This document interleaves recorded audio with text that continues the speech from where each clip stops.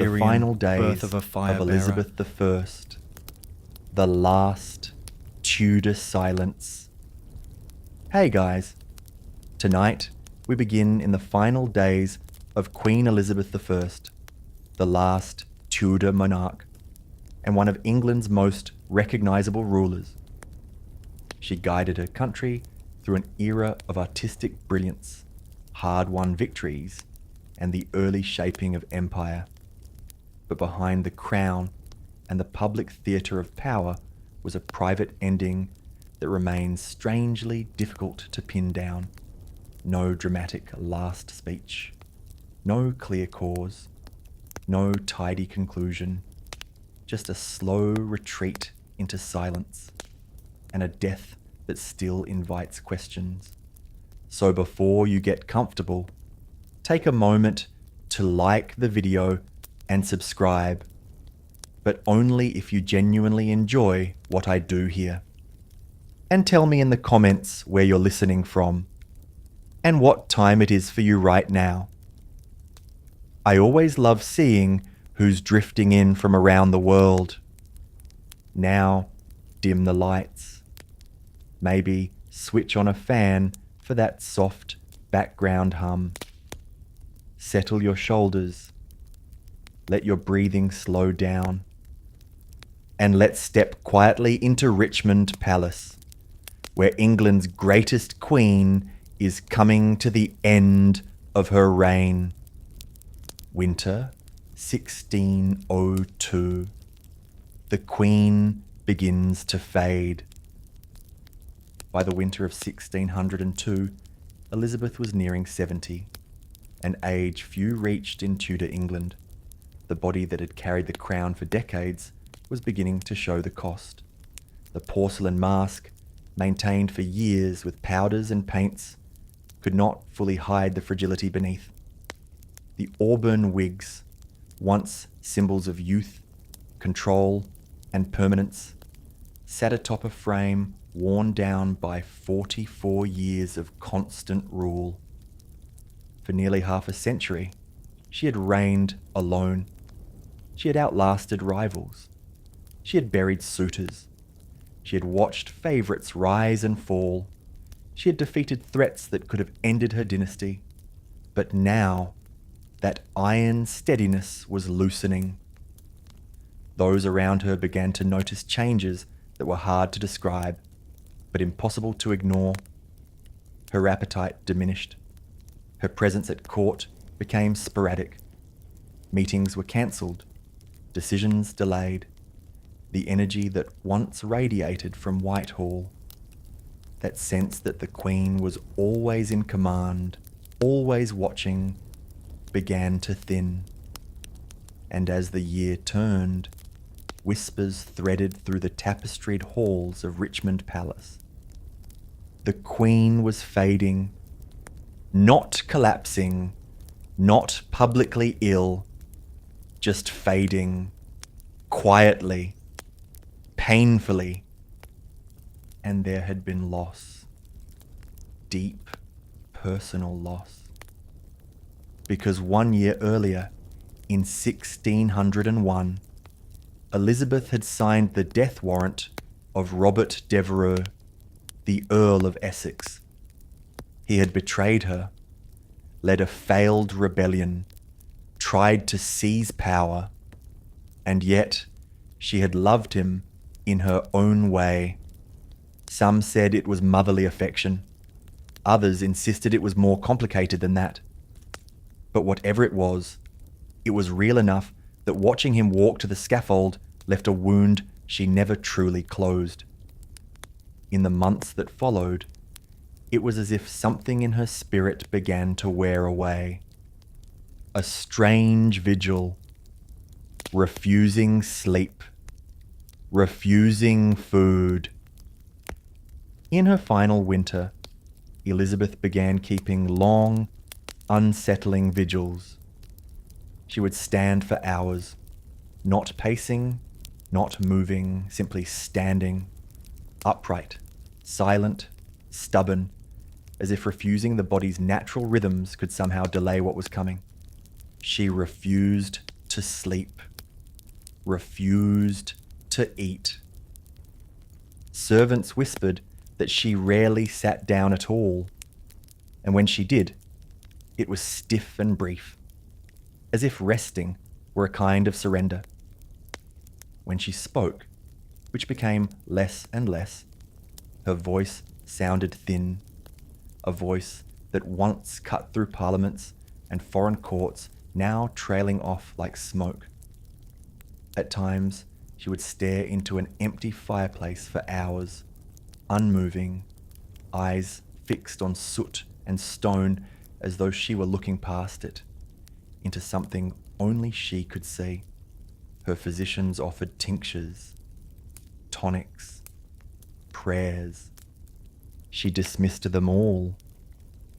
Ministers urged her to rest, to speak, to name a successor. But the monarch who had once mastered the art of controlled speech gave almost nothing. A shake of the head, a gesture, a closed expression. Something was pressing on her, heavier than politics, heavier even than the crown. And as March approached, one truth settled among those closest to her. The reign of Elizabeth I was ending. The court grows quiet, a palace holding its breath. As the days passed, the gloom inside her private chamber deepened. The Elizabethan court had once been famous for music, pageantry, sharp conversation, poetry, wit. It was a theatre of power, colourful and glittering. Now it became hushed. The Queen, who had dazzled Europe with resolve and intelligence, sat wrapped in heavy silks, surrounded by dim light and cautious footsteps. She no longer held council meetings. She stopped taking her usual rides or walks. The gardens waited, untouched. And one by one, her ladies in waiting were dismissed from the room until she remained mostly alone. Those still permitted near her, women like Lady Scrope, spoke softly, uncertain whether their presence soothed her or irritated her. They whispered that her mind was slipping, but what they were seeing may not have been madness. It may have been something simpler and sadder. Withdrawal, exhaustion, a grief too heavy to dress up in courtly language. The physicians, watching her, became increasingly concerned. Not only was she refusing food, she was resisting sleep altogether. She stood beside the bed, or by the window, rooted in place as if the act of lying down might pull death closer, as if closing her eyes would be the invitation. When her legs finally failed her, she would sit rigidly on cushions, eyes fixed on nothing, lips moving silently in prayer or thought. Some speculated she feared death not as a woman, but as a ruler.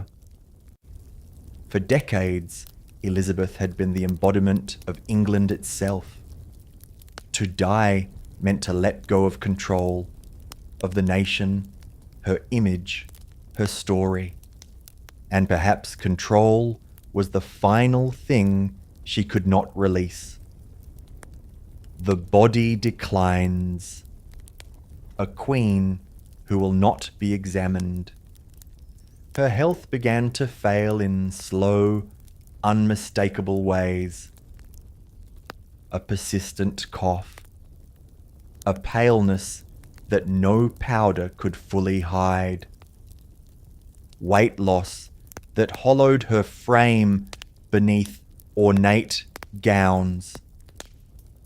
Yet she forbade any close examination. Even in weakness, her insistence on privacy remained. Her vanity, yes, but also her authority. In a court filled with ambition, to appear weak was dangerous. And one question hovered behind every whisper, rarely spoken aloud. Was this simply age, or was something else poisoning her from within? No one knew. No one could say, because the Queen would not say. Her lips that once commanded empires barely moved at all. The ghost of Essex. The favourite who became a wound. To understand what weighed on Elizabeth in those final weeks, you have to look not only at her body, but at her heart, and at the figure who haunted it. Robert Devereux, the Earl of Essex. Their relationship had always been volatile. He was dashing, ambitious, reckless.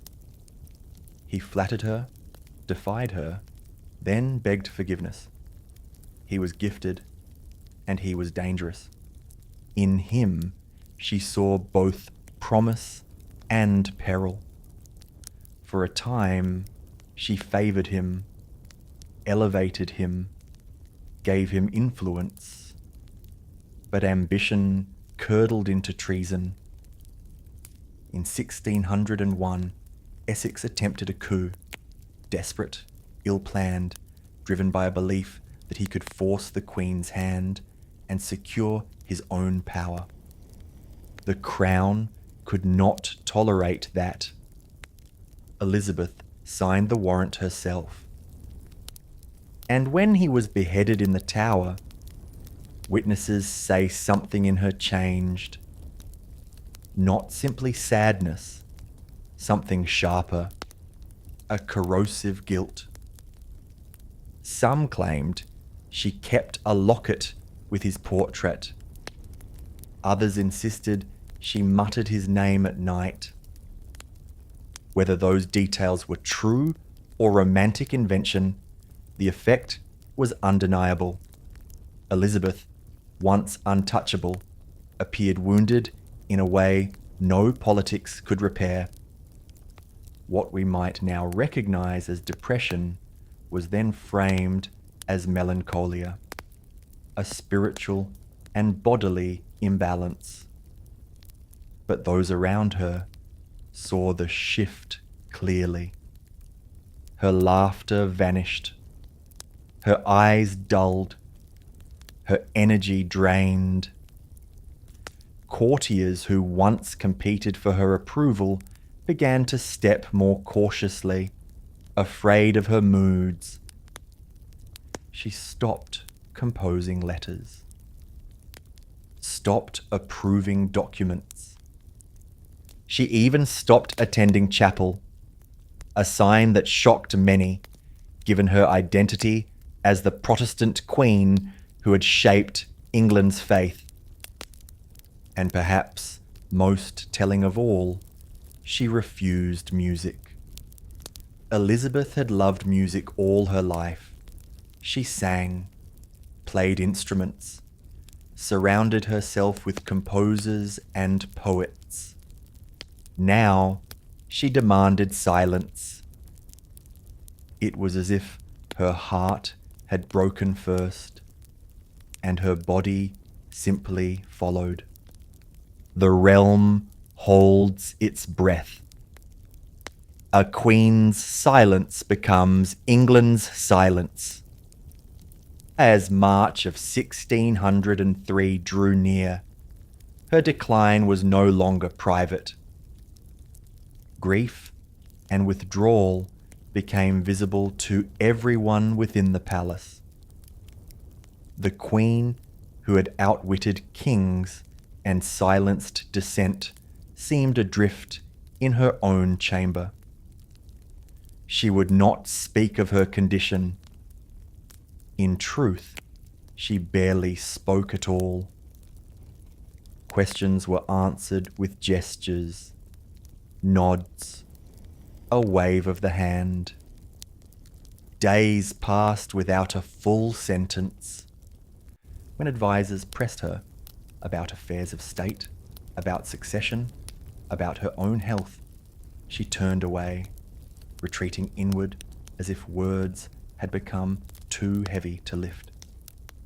Physicians argued about symptoms in the vague language of Tudor medicine, a settling of humours, a distemper of the brain. None of it meant anything concrete. None of it helped. And her refusal to lie down became symbolic. Hour after hour she remained upright, leaning on cushions or gripping the arms of her chair, but never reclining, as though she believed sleep and death were connected by the thinnest thread. Servants later reported seeing her standing silently in the corner, cloaked in heavy black, unmoving for hours. At night they took turns watching her, unsure whether she was praying, mourning, or simply lost. And outside the chamber, the palace grew hushed. Courtiers whispered. Nobles paced. Ministers waited, because their fear wasn't only for the queen, it was for what came after. The succession problem, a dynasty ending in silence. Elizabeth had no children, no direct heir. The Tudor line, defended, glorified, battled over, was ending with her. And though she had controlled politics her entire life, she had resisted naming a successor. Perhaps because naming one meant admitting mortality. The obvious candidate was James VI of Scotland, son of Mary, Queen of Scots, the very woman Elizabeth had executed decades earlier. He was male, Protestant, a legitimate claimant through Margaret Tudor. But his rise would not be simple. Old grudges lingered. Catholic claimants remained. Foreign powers watched. Robert Cecil, Secretary of State, pressed carefully but firmly. England could not be left rudderless. Civil war was not a distant memory. Yet Elizabeth remained silent. Some said she gestured when asked about James. A small nod, a movement that could be interpreted as consent. Others claimed she muttered lines about refusing to let a rascal succeed her, only to later accept the inevitable. But there is no clear record, no final proclamation. The Queen of Speeches refused to speak the most important decision of her final days. And in that refusal was something deeply Elizabethan. Control through absence, power through silence. The make-up theory, the white mask that may have poisoned her. Among the theories surrounding Elizabeth's death, one stands out not for drama, but for its quiet cruelty. What if it wasn't a blade or a poison goblet? What if it was her makeup? For decades, Elizabeth wore a signature white mask, an iconic aesthetic that became part of her identity. The product was known as Venetian ceruse, It created a pale, aristocratic complexion, a sign of wealth, purity, and distance from manual labour. But it came at a cost. Venetian ceruse was made using vinegar and white lead. Lead, a toxin we now understand all too well. Applied daily, in layers, it could be absorbed through the skin. Over time, it could damage the nervous system, weaken the body, cloud the mind. Symptoms of chronic lead exposure include fatigue, loss of appetite, depression, tremors, irritability, confusion, cognitive decline. The list reads uncomfortably like the Queen's final months. Contemporary accounts mention her teeth blackening and falling out, her hair thinning and disappearing beneath wigs, her skin beneath the paint marked by sores and blemishes. And yet she maintained the illusion, insisted on the mask, because it was not only vanity, it was armour. The face of the Queen was the face of the state. To look old, to look weak, to look human was to invite danger. So she wore the armour. And if the armour was poisonous, it was still armour. Some modern historians argue that long-term lead exposure could have contributed to her physical and mental decline, possibly magnifying grief into something heavier and harder to escape. But in her day, ceruse was fashionable, imported, admired. The very thing that made her image iconic may have been one of the slowest contributors to her downfall. The final slide. Medicine without answers. By the second week of March, her condition was undeniable. She stopped eating entirely. Her body, already thin, seemed to retreat into itself. Bones visible beneath expensive fabrics. No one could name her illness. Tudor medicine had no thermometers, no microscopes, no concept of infection as we understand it. Illness was framed in humours. Blood, phlegm, yellow bile, black bile. Treatments were bleeding, purging, herbal poultices. None of it helped. Modern theories suggest pneumonia, cold air in Richmond, long hours standing, fasting, a persistent cough, a slow drift into delirium. Without antibiotics, pneumonia could easily kill. Others suggest septicemia, blood poisoning, perhaps from dental infection or skin sores. Elizabeth's dental health was poor and infections could spread rapidly, but nothing can be confirmed. Her physicians guessed, tried warm compresses, offered tonics. Elizabeth rejected it all. No incisions, no bleeding. She wouldn't undress fully, guarded her modesty and privacy even at the edge of death. And still, she spoke almost nothing.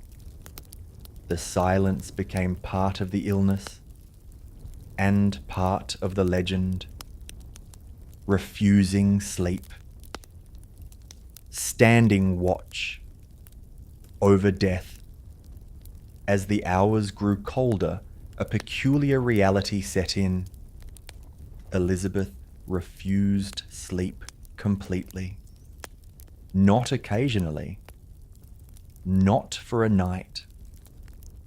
For days and nights she remained seated or standing, eyes distant.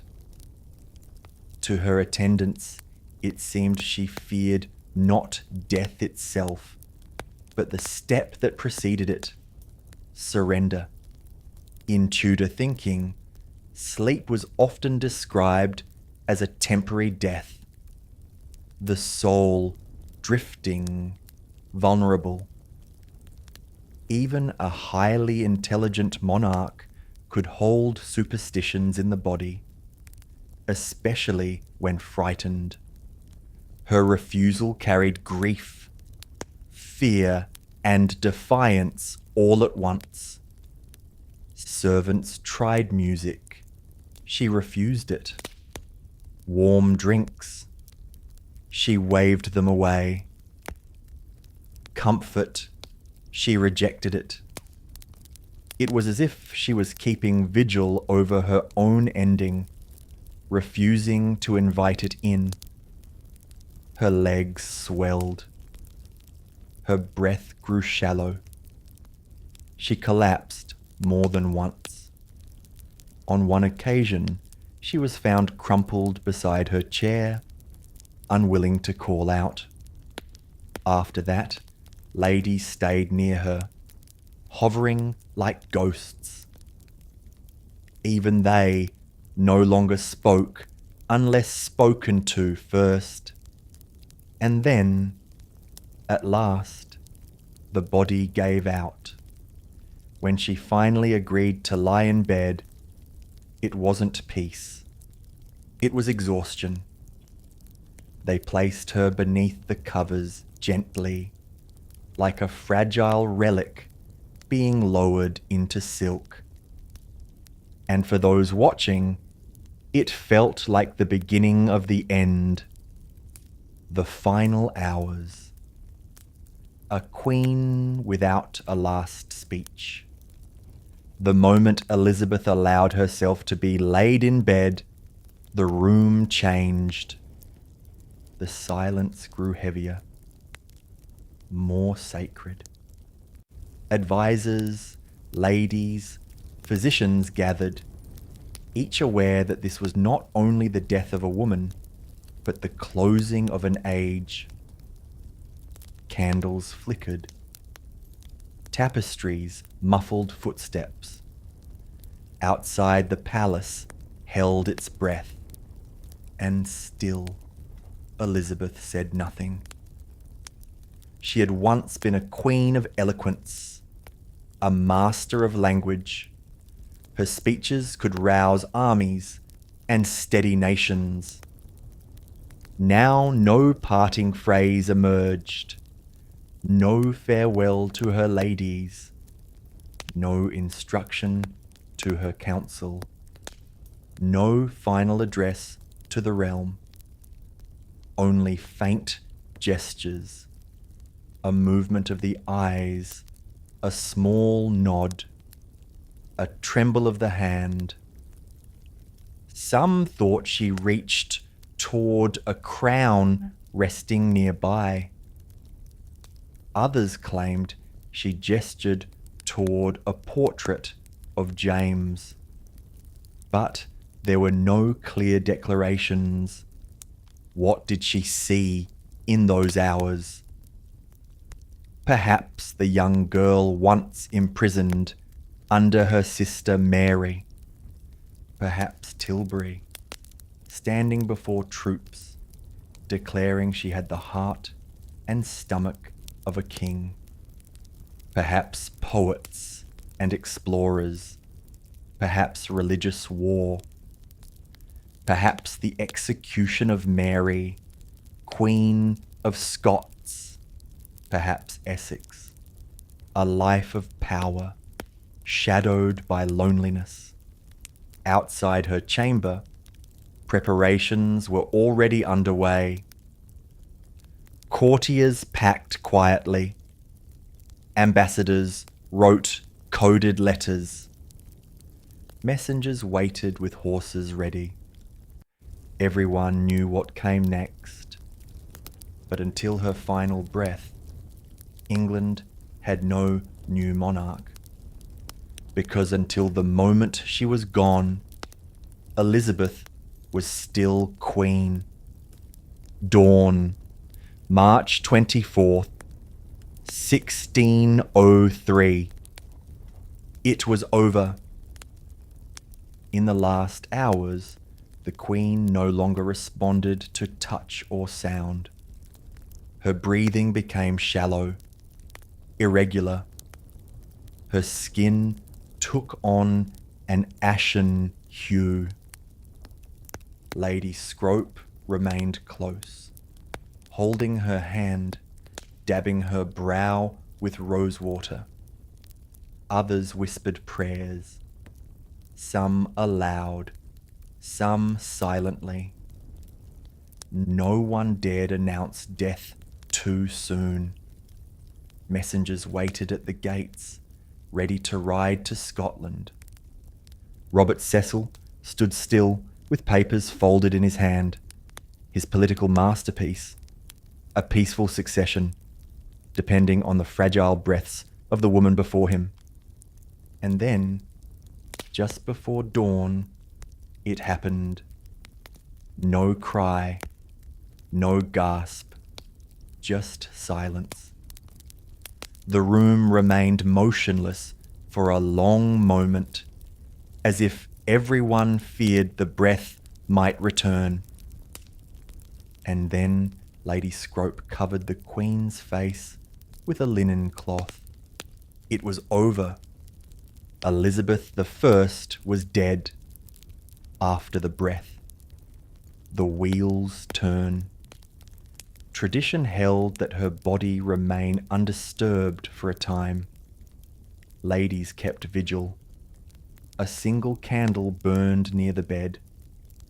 The cloth over her face did not erase her identity. It preserved it, as if England needed one last moment to believe she was truly gone. But grief did not pause the machinery of state. Robert Cecil moved quickly. Secret correspondence with James of Scotland had prepared for this day. Couriers were dispatched through muddy spring roads to deliver news that would reshape two kingdoms. In London, the people waited. No bells rang at first. No official mourning declared immediately. The court kept her death quiet for hours, fearing unrest and opportunistic power plays. But news seeps. It moves through servants, then merchants, then clergy. The Queen is gone, and with her, the Tudors.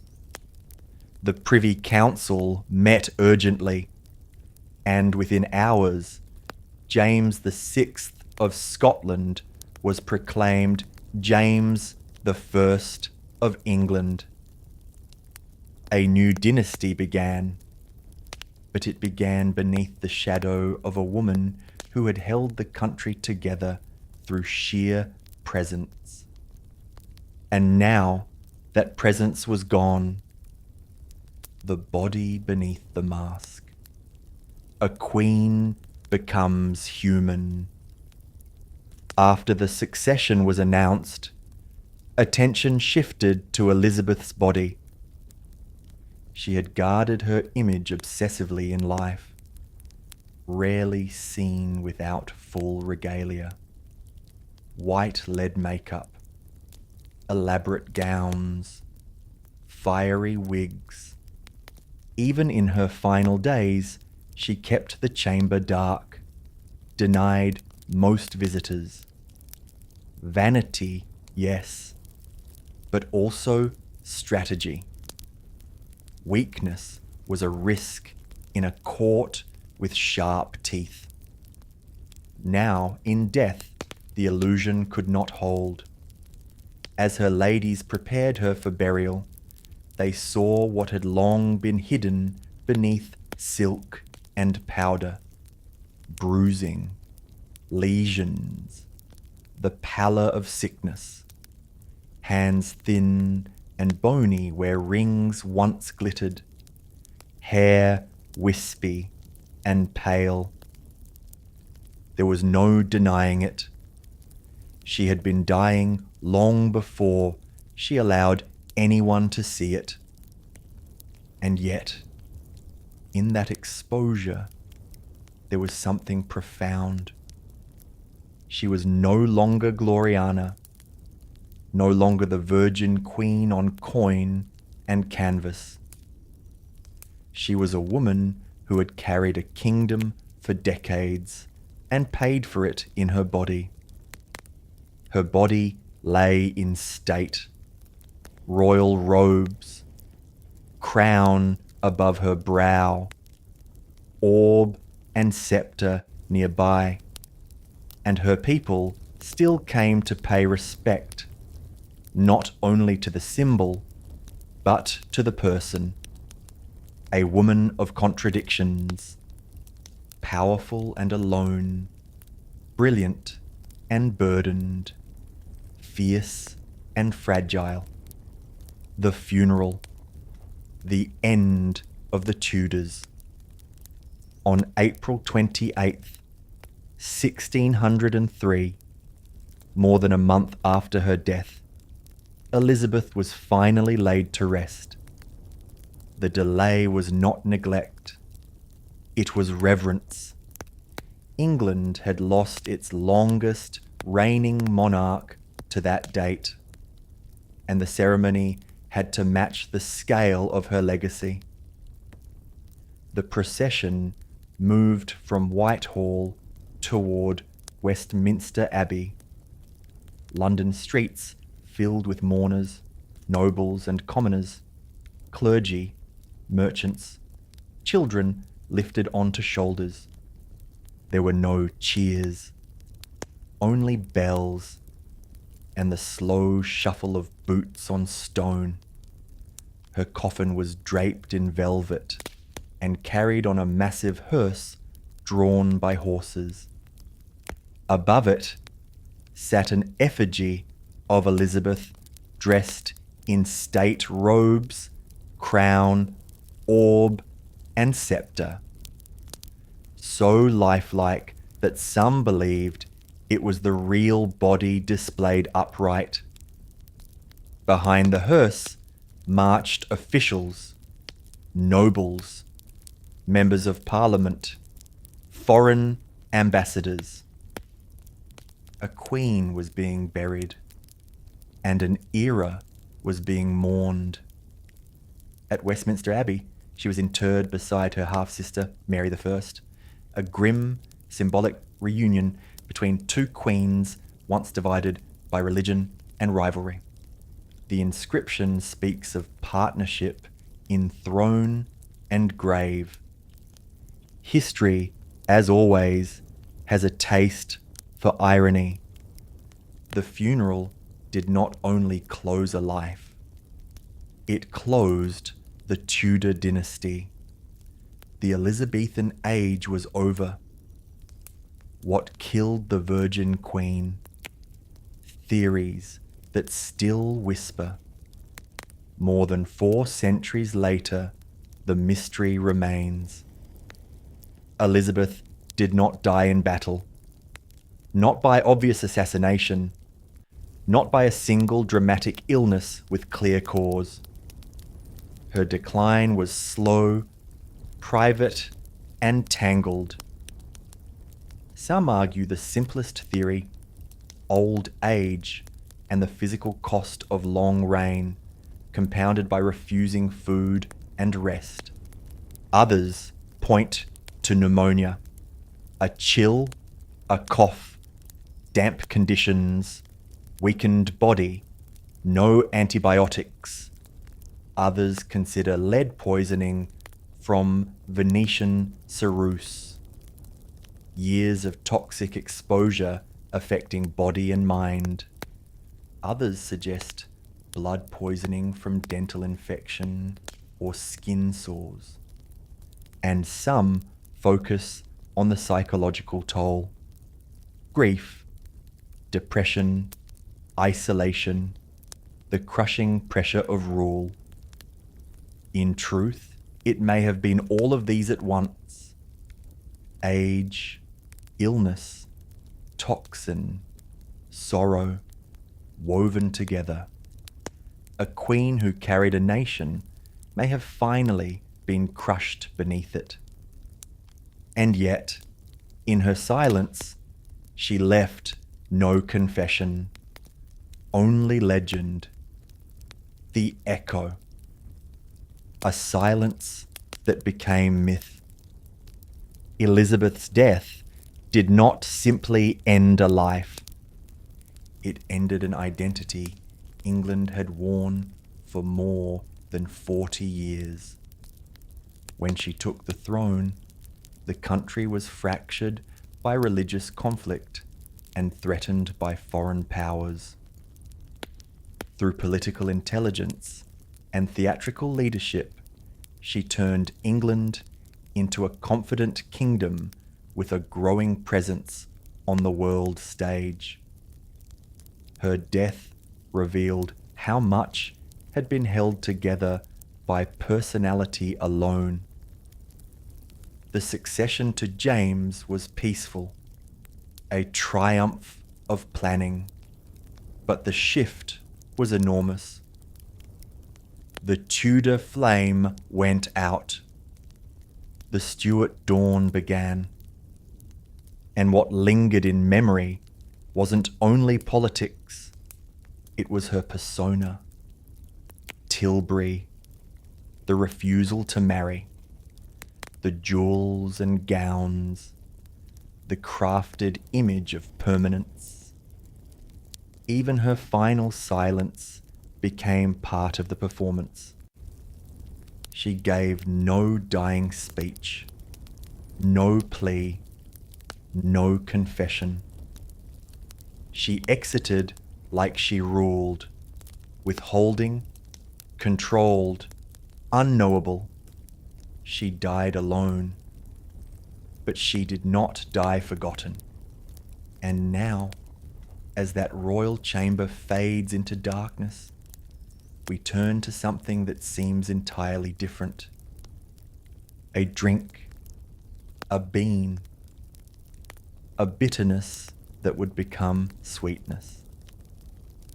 Because our next story begins long before chocolate bars ever existed. The origins of chocolate.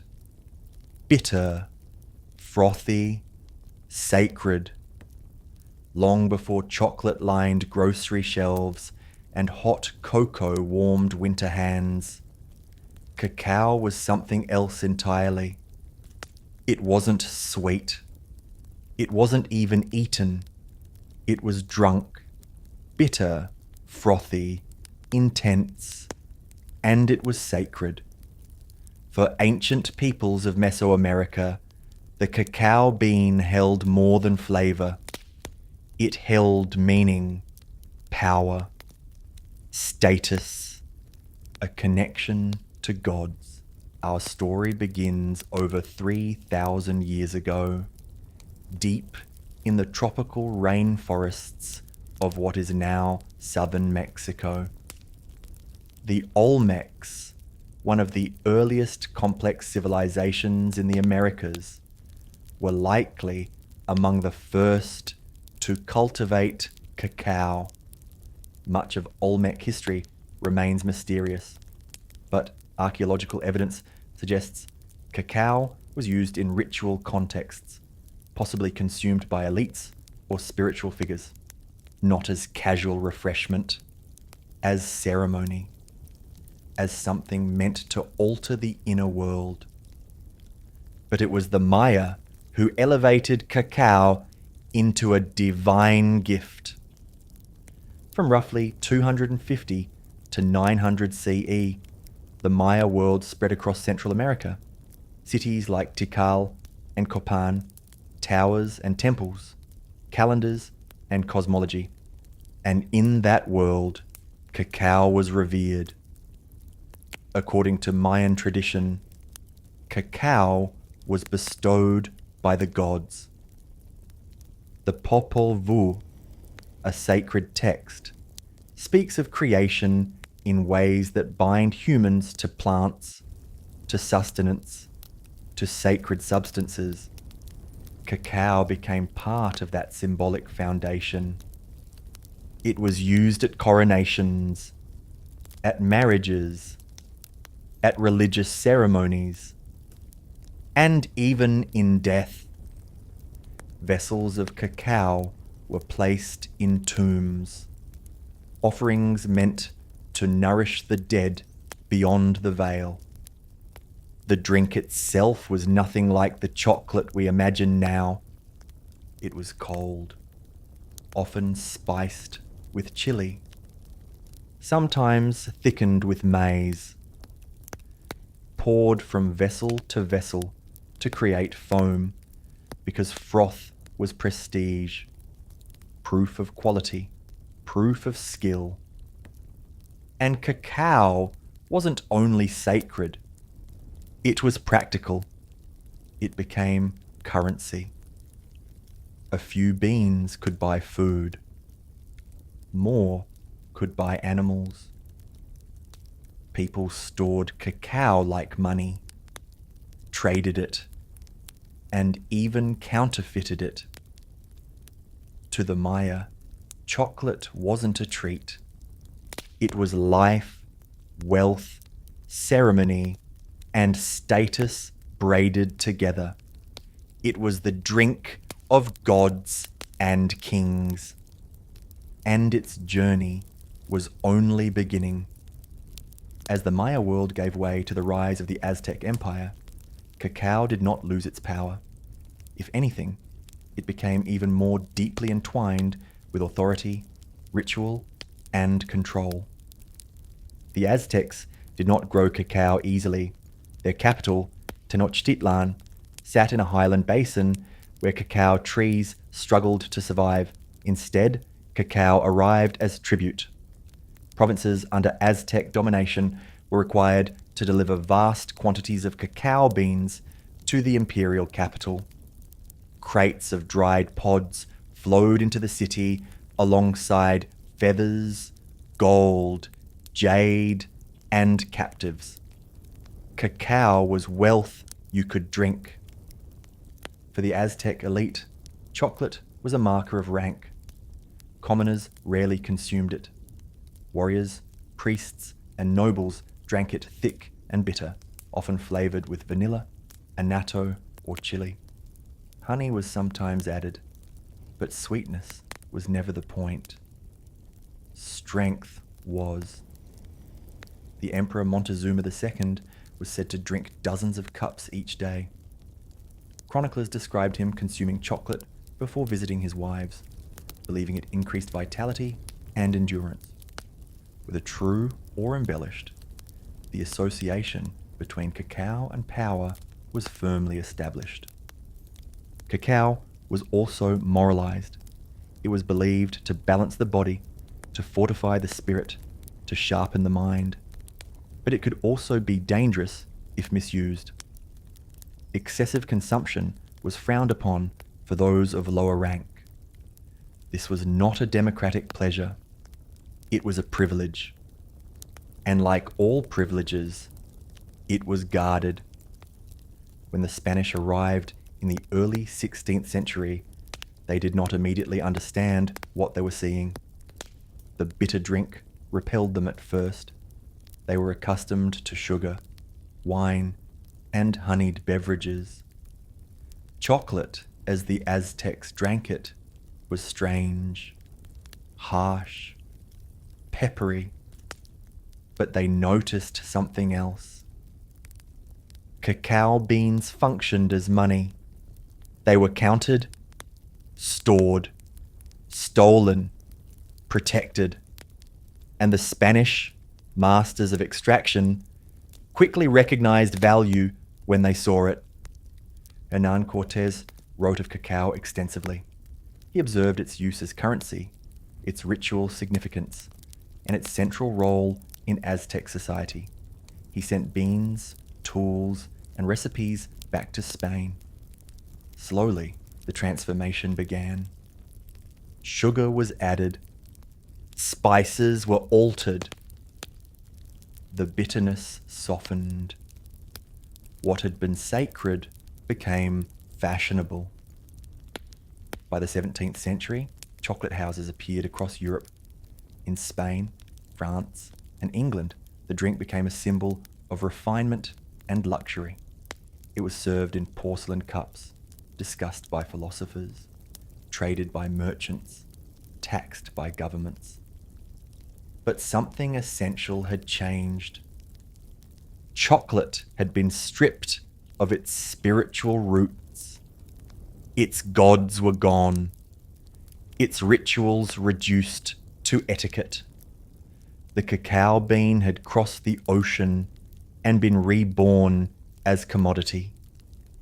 And yet, beneath the sugar and ceremony, something ancient remained. A bitterness at the core, a memory of jungle heat, of foam poured carefully from height, of hands that once treated the bean not as indulgence, but as gift. Chocolate became global, but it never fully forgot where it came from. The Trail of Tears. When removal became policy. The story of the Trail of Tears does not begin with a march. It begins with land, with hunger for it, with the belief that one people could simply be moved aside for another. In the early 19th century, the southeastern United States was home to thriving indigenous nations. The Cherokee, Creek, Chickasaw, Choctaw, and Seminole peoples lived on ancestral lands stretching across present-day Georgia, Alabama, Tennessee, Mississippi, and Florida. They farmed. They governed themselves. They adapted. Some adopted European-style houses, written constitutions, newspapers, and legal systems. The Cherokee Nation even created a written language, developed by Sequoyah, allowing laws, histories, and stories to be recorded and shared widely. To many white Americans, this should have been proof of coexistence. Instead, it became an inconvenience.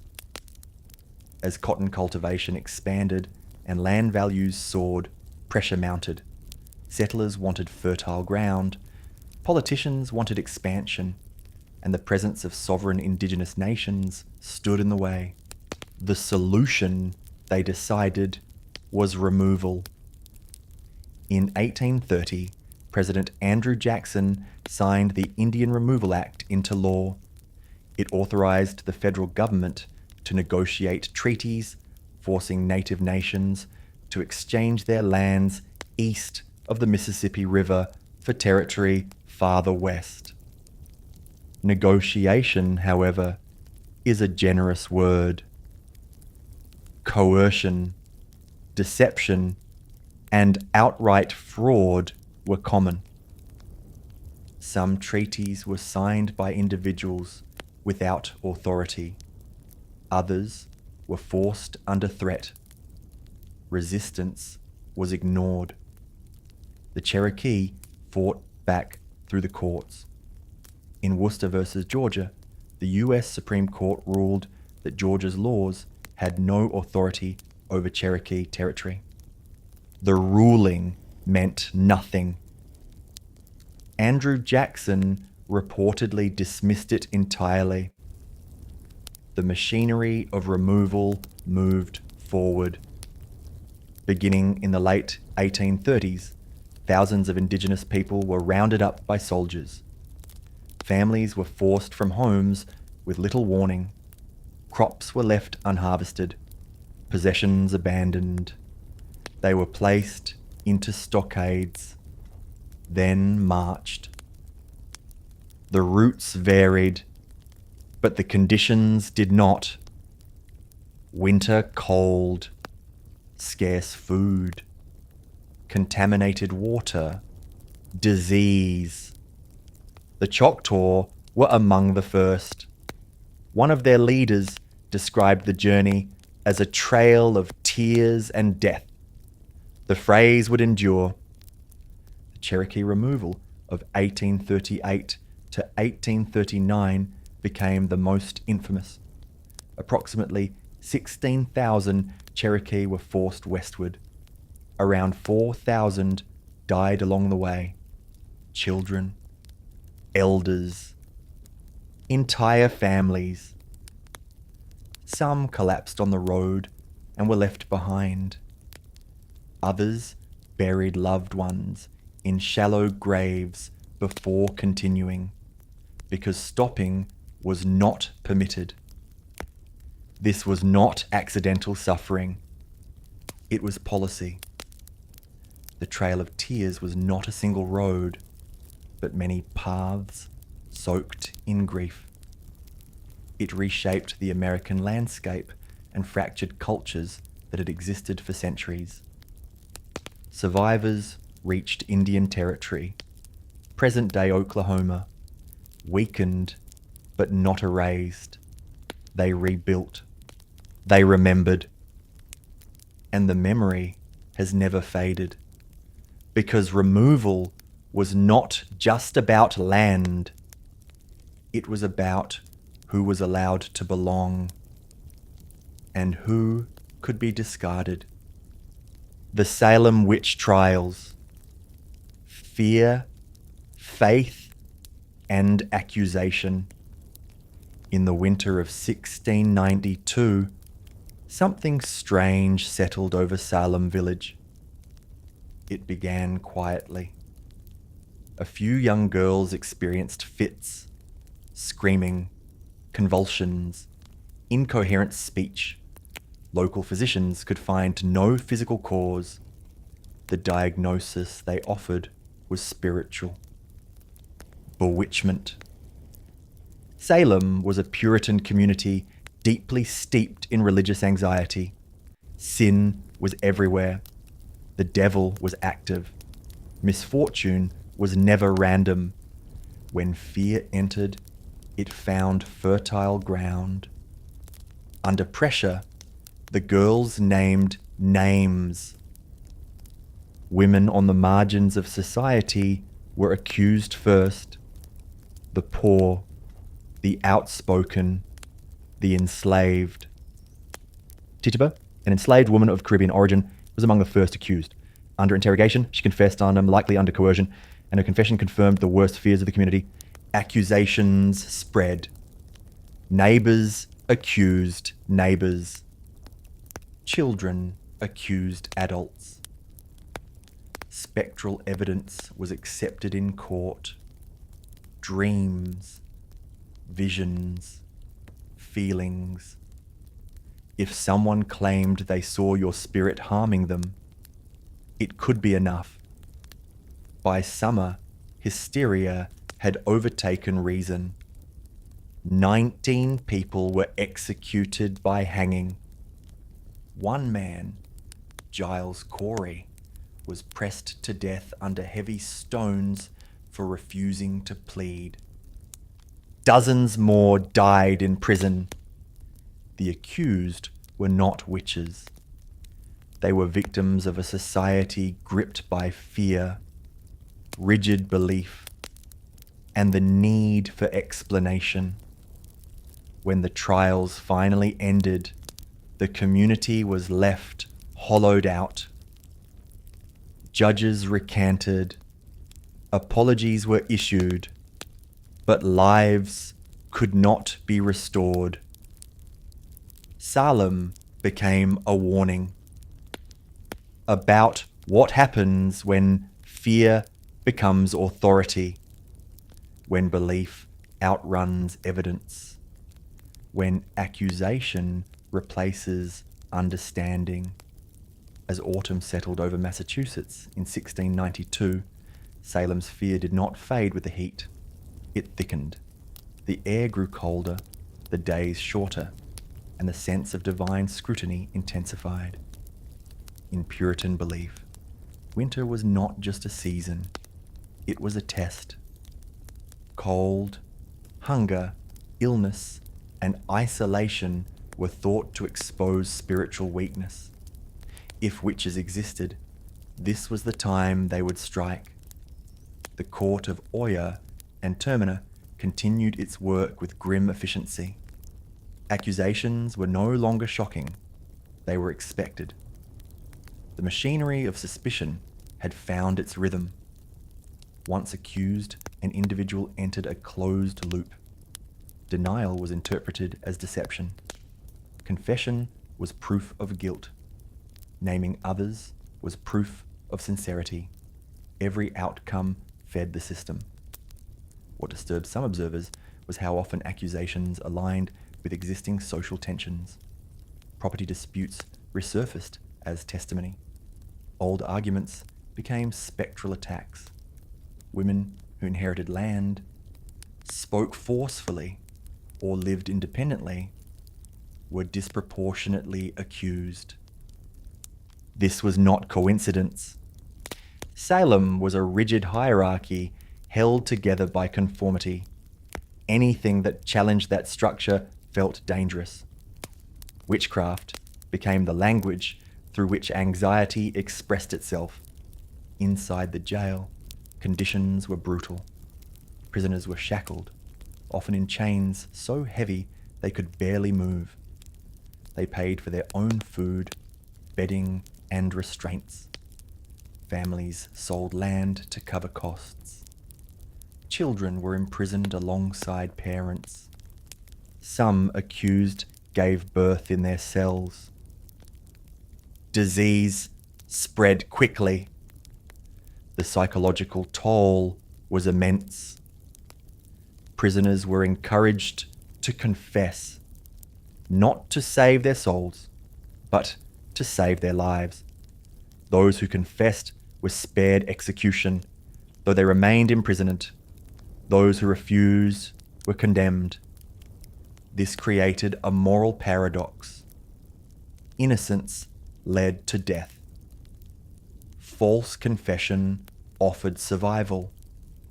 Many chose survival. And each confession reinforced the belief that the court was uncovering a vast, hidden conspiracy.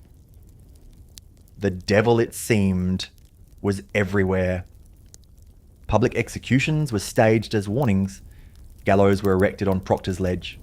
The condemned were led through crowds in silence, praying aloud, sometimes proclaiming innocence until the rope tightened. Witnesses later described unease, not relief. Something felt wrong, yet fear kept mouths shut. Even ministers were divided. Cotton Mather cautiously supported the trials, though he urged restraint. His father, Increase Mather, grew increasingly critical. He warned that spectral evidence was unreliable, that the devil could deceive. His words gained traction slowly, too slowly for those already dead. By September, the scale of the trials began to alarm colonial leadership.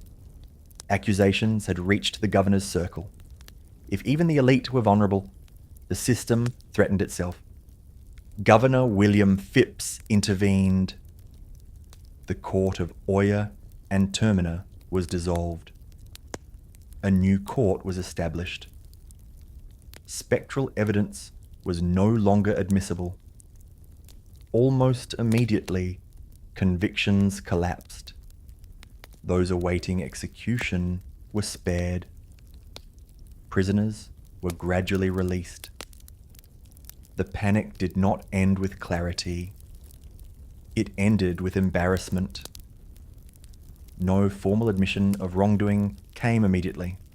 Instead, silence returned. Salem resumed daily life under the weight of unspoken guilt. Years later, apologies would come. Compensation would be issued. Names would be cleared. But Salem never fully escaped its shadow. Because what happened there was not madness alone. It was belief weaponized. It was authority acting without humility. It was fear mistaken for righteousness. And that pattern, once revealed, could never be unseen. The long echo of Salem. When memory refuses to fade. For decades after the trials, the events of 1692 were rarely discussed openly. Families avoided the topic. Ministers shifted sermons away from witchcraft. Court records gathered dust. But memory lingered. Children grew up knowing which families had accused and which had been accused. Marriage prospects were affected. Social standing altered. The stain did not disappear with exoneration. In 1697, Massachusetts declared a day of fasting and repentance. Judges publicly admitted error. Jurors sought forgiveness. One by one, individuals acknowledged their role. Samuel Sewall, a judge who had presided over the trials, stood in church and read a written apology, confessing guilt and asking God's mercy. Ann Putnam Jr., one of the primary accusers, later admitted responsibility for the deaths of innocent people. She claimed deception by Satan and begged forgiveness from the community. But repentance did not resurrect the dead. In 1711, the colony formally reversed many convictions and provided compensation to surviving families. It was a legal gesture, necessary, but insufficient. Salem had become a lesson, though not yet a warning the world was ready to hear. Over time, writers reclaimed the story.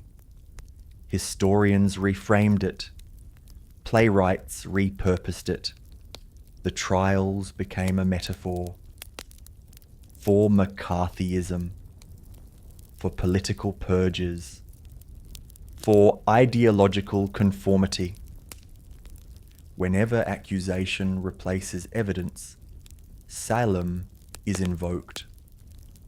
Whenever fear becomes policy, Salem speaks. The town itself transformed. Salem village became Danvers. Salem town embraced maritime identity. Tourism eventually reframed the trials into spectacle. But beneath the costumes and museums, the truth remains heavy. This was not a story of superstition alone. It was a story of power and of how quickly communities surrender compassion when certainty feels threatened. When fear becomes law. Salem did not invent moral panic. It merely revealed it in a concentrated, unmistakable form. Across civilizations, whenever societies have faced instability, disease, invasion, or sudden change, fear has searched for a target, not an abstract cause, a person, a group, a presence that can be named, isolated, and removed. This pattern repeats with unsettling consistency. In ancient Rome, times of plague or famine often resulted in accusations against Christians, Jews, or foreign cults. These groups were blamed for angering the gods, for weakening the moral fabric of the empire. Persecution followed, not because evidence existed, but because certainty felt necessary. In medieval Europe, waves of witch hunts surged during periods of war, crop failure, and religious upheaval. The Black Death alone killed millions, and in its wake, entire communities sought meaning for the unexplainable. Jews were accused of poisoning wells. Women were accused of sorcery. Outsiders were accused of corruption. Fear demanded explanation. Explanation demanded sacrifice. During the Spanish Inquisition, belief was not enough. Proof of belief was required. People were interrogated, tortured, and executed for suspected heresy. Confession became survival. Silence became guilt. Much like Salem, denial only deepened suspicion. The structure was the same. Accusation flowed downward. Authority validated it. Dissent was dangerous. The language changed, but the mechanism endured. In the 20th century, ideological witch hunts replaced spiritual ones. Political purges swept through totalitarian regimes. Stalin's Great Terror consumed millions through accusations of disloyalty. Confessions were extracted. Trials were staged. Fear became policy. In Nazi Germany, Jewish citizens were cast as internal enemies, blamed for economic collapse and social decay. Propaganda transformed neighbours into threats. Law followed belief, not truth. The result was genocide. Even in democratic societies, moral panics have surfaced repeatedly. The Red Scare, McCarthyism, the Satanic Panic of the 1980s. Each followed the same rhythm. Anxiety rises. Authority warns.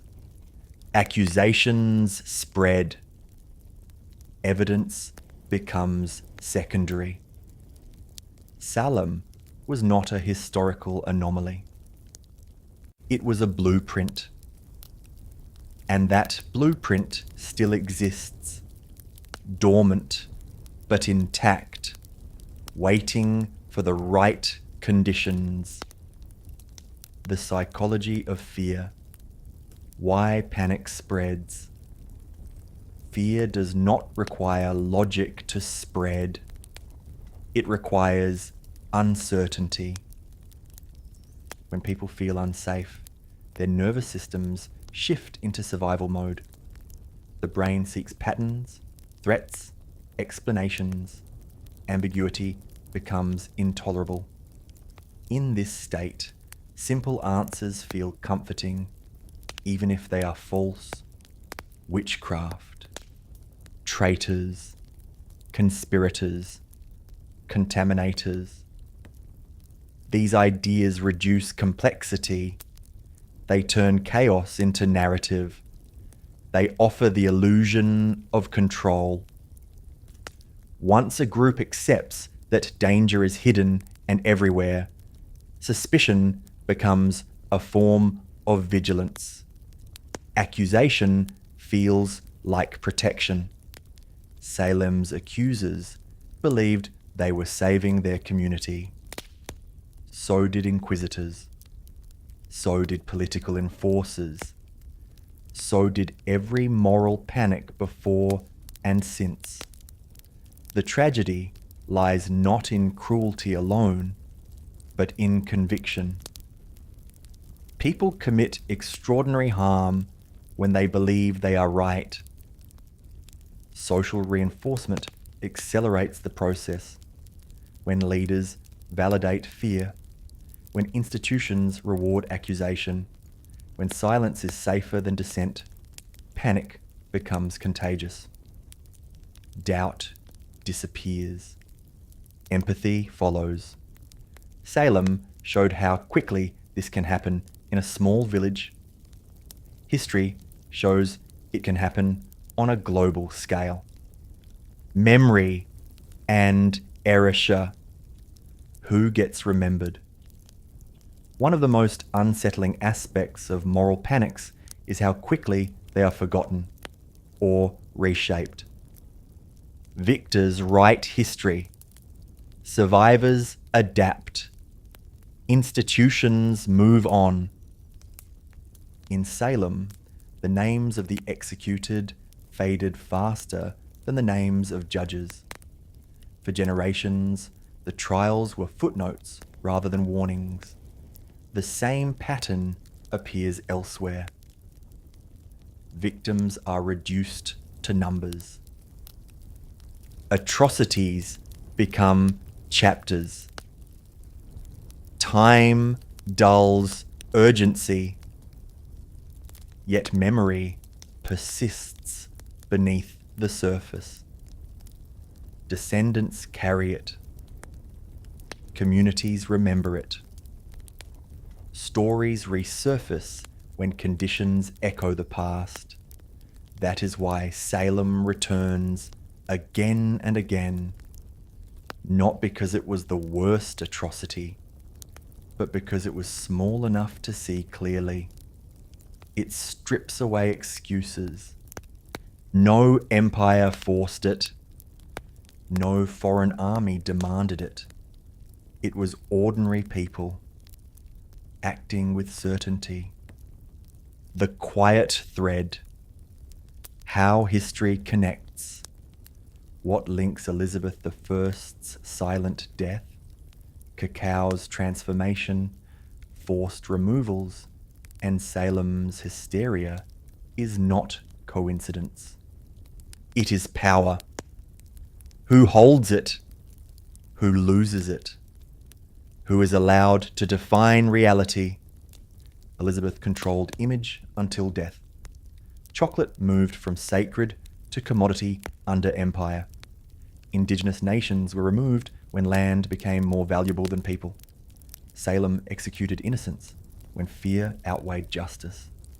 Each story reveals a moment when humanity surrendered complexity for control. History is not random. It is patterned, and those patterns are easier to see when stories are allowed to unfold slowly, without simplification. Why these histories keep returning. When history is viewed from a distance, it often appears as a series of disconnected events. A queen dying in England, a bitter drink becoming sweet, a people marched from their land, a village consumed by fear. But when the distance closes, patterns emerge. At the center of each story lies control over meaning. Elizabeth I understood this instinctively. Her reign was built not only on political decisions, but on the careful management of image. She shaped how she was seen, how power was represented, how authority appeared eternal even as her body failed. Silence became her final assertion of control. Chocolate followed a similar arc.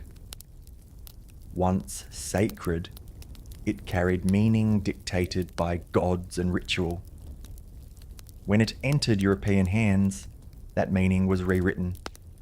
Sugar masked bitterness. Commerce replaced ceremony. The story of cacao was reshaped to serve empire. The trail of tears was not justified as cruelty, but as necessity.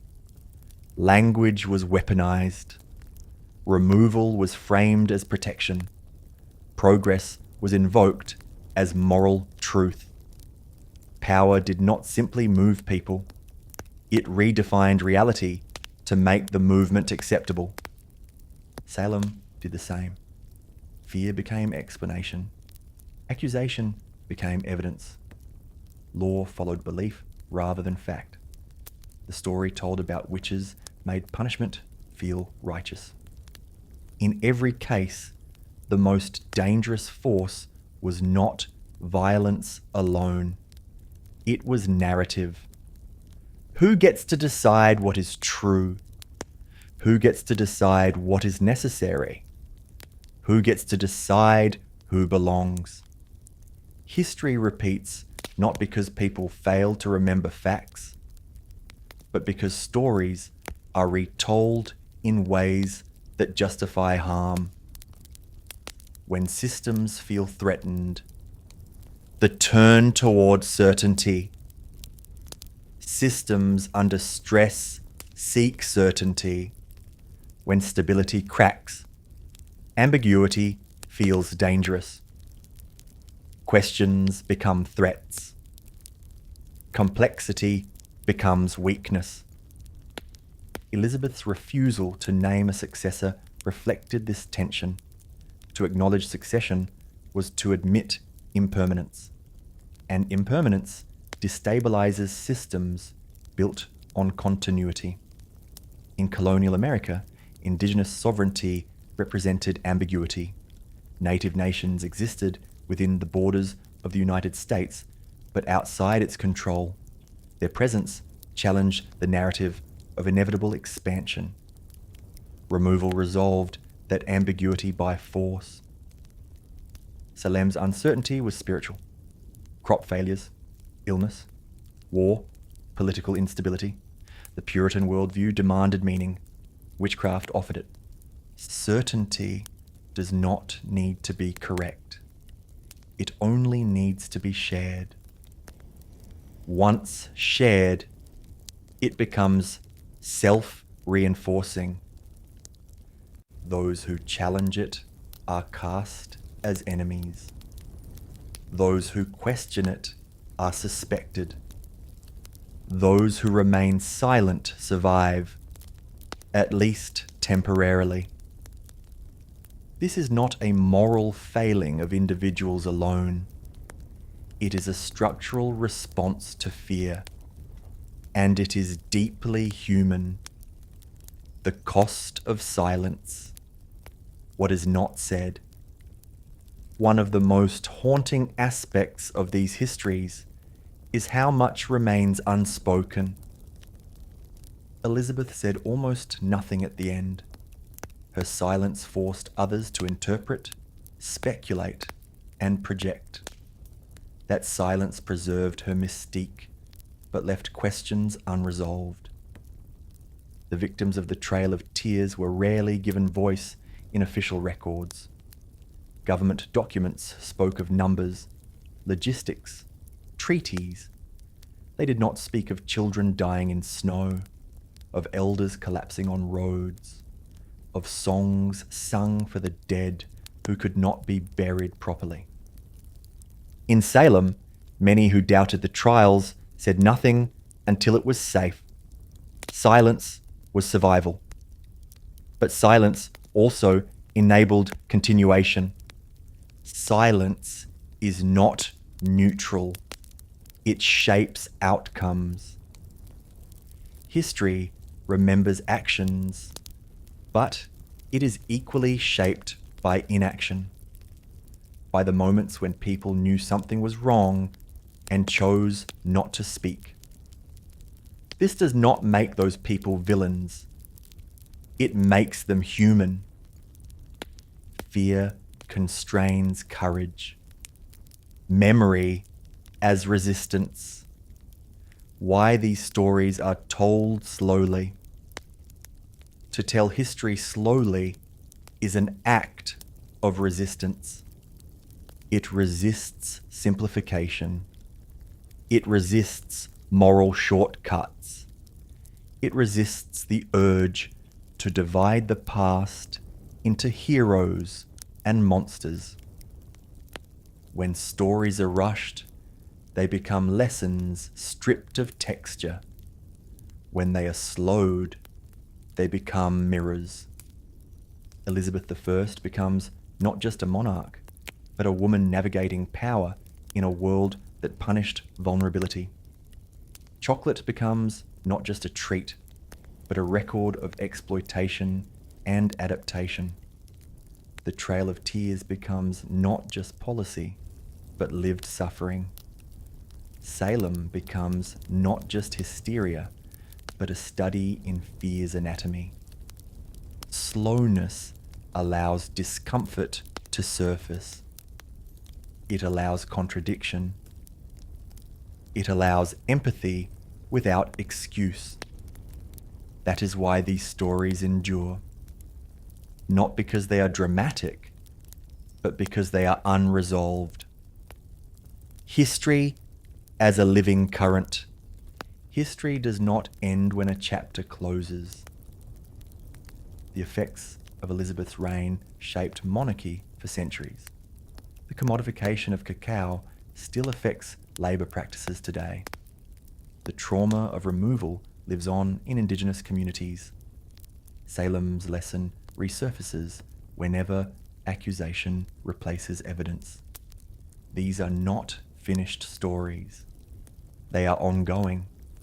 And as long as societies face fear, scarcity, and uncertainty, the same patterns will re-emerge in new forms. Different names, different places, same structure. When fear feels logical, how ordinary people participate. One of the most unsettling truths revealed by history is that most harm is not carried out by monsters. It is carried out by people who believe they are being reasonable. In Salem, the judges were not sadists. They were educated men acting within the accepted worldview of their time. They believed witchcraft was real. They believed spectral evidence could be trusted. They believed they were protecting their community from divine punishment. The accusers were not trained manipulators. Many were children. Others were young women navigating a society that offered them little power, little voice, and no safety. Their bodies expressed distress in the only way that gained attention. Fear gave them authority. Neighbours who testified against one another often did so under immense pressure. Refusing to participate risked suspicion. Silence could be interpreted as complicity. Participation became a form of protection. This is how systems perpetuate themselves, not through constant violence, but through compliance shaped by fear. The same logic appears in every historical episode of mass harm. People act not because they are cruel, but because the cost of dissent feels unbearable. The Trail of Tears required thousands of soldiers, clerks, surveyors, and contractors. Most did not see themselves as villains. They were following orders, enforcing law, doing their jobs. Chocolate's transformation into a global commodity relied on merchants, plantation owners, overseers, and consumers. Each step felt distant from harm. Each layer diluted responsibility. Elizabeth I's court thrived on silence. Courtiers knew her health was failing. They knew the succession question was dangerous, but speaking too openly risked exile or worse. So they waited. History is built not only by decisive actions, but by moments when people chose safety over conscience. The body remembers. Trauma beyond the moment. While official records often focus on dates, laws, and outcomes, the human body keeps its own archive. Trauma does not vanish when events end.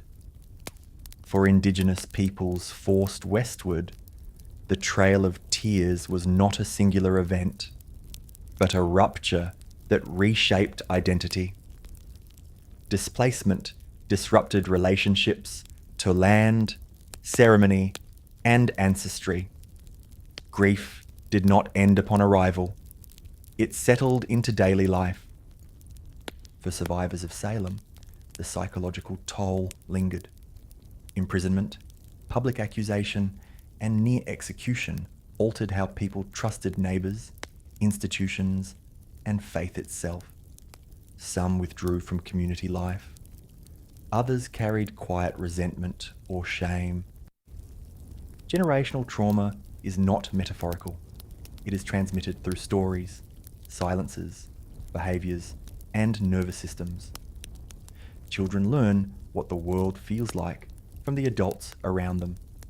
Fear teaches vigilance. Loss teaches caution. Betrayal teaches restraint. These lessons shape cultures long after the original event fades from memory. When history becomes comfortable, the risk of distance. Time has a way of softening horror. What was once unbearable becomes explainable. What was once shocking becomes familiar. Distance allows tragedy to be transformed into lesson, metaphor, even entertainment. Salem becomes a tourist destination. Chocolate becomes a symbol of romance. The Trail of Tears becomes a chapter in a textbook. Elizabeth I becomes a portrait. This is not inherently wrong. Memory must adapt to survive. But comfort carries risk. When history feels safely contained in the past, its warnings lose urgency. The patterns appear obvious only because the outcome is known. People say they would never participate. They say they would resist. They say they would speak up. History suggests otherwise. The conditions that produce moral panic, displacement, exploitation, and silence are not relics. They are recurring responses to fear and scarcity. What changes is the language of justification. How harm is framed. Every harmful system requires justification. Rarely does it present itself as cruelty. It presents itself as necessity. Removal was framed as protection. Slavery was framed as economy. Witch trials were framed as purification. Exploitation was framed as progress. Elizabeth's silence was framed as dignity. Language does not merely describe events. It shapes perception. It makes the unacceptable seem inevitable. When harm is framed as temporary, regrettable, or unavoidable, resistance weakens. People endure what they believe must happen. This is why storytelling matters, not as entertainment, but as responsibility. To restore complexity, to reinsert voices erased by official narratives, to slow down moments that history rushed past. The role of the listener, witness rather than judge. To listen to history in this way is not to pass judgment from a distance. It is to witness. Witnessing requires patience. It requires staying with discomfort without resolving it prematurely. It requires resisting the urge to simplify. The people in these stories were not you, but they were human. They feared loss. They feared chaos. They feared being wrong. Those fears still exist. They always will. History does not ask us to condemn the past. It asks us to recognize patterns before we repeat them. When patterns outlive people, history as inheritance. One of the quiet truths that history reveals, when examined slowly enough, is that patterns often outlive the people who create them. Elizabeth I's reign ended in silence, but the structures she shaped endured. The careful choreography of monarchy, the performance of power, the management of image over substance, all carried forward into future courts. Her death did not dismantle the system, it merely transferred it. Chocolate's journey followed the same logic. What began as sacred ritual became imperial commodity, then industrial product.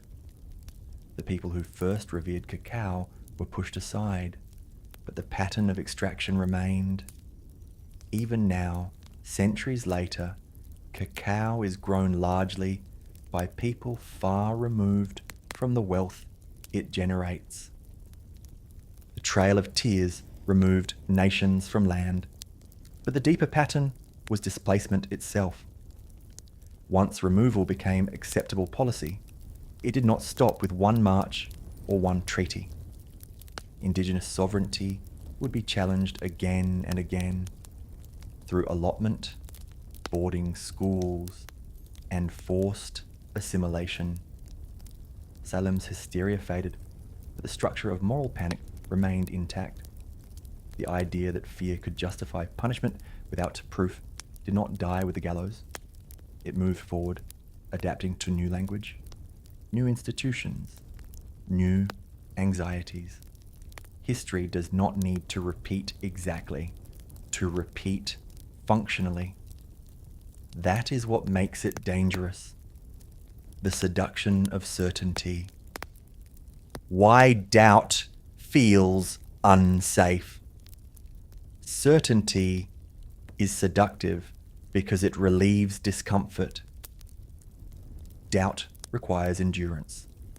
It asks people to sit with not knowing, to tolerate ambiguity, to accept that harm may not have a single cause or a single villain.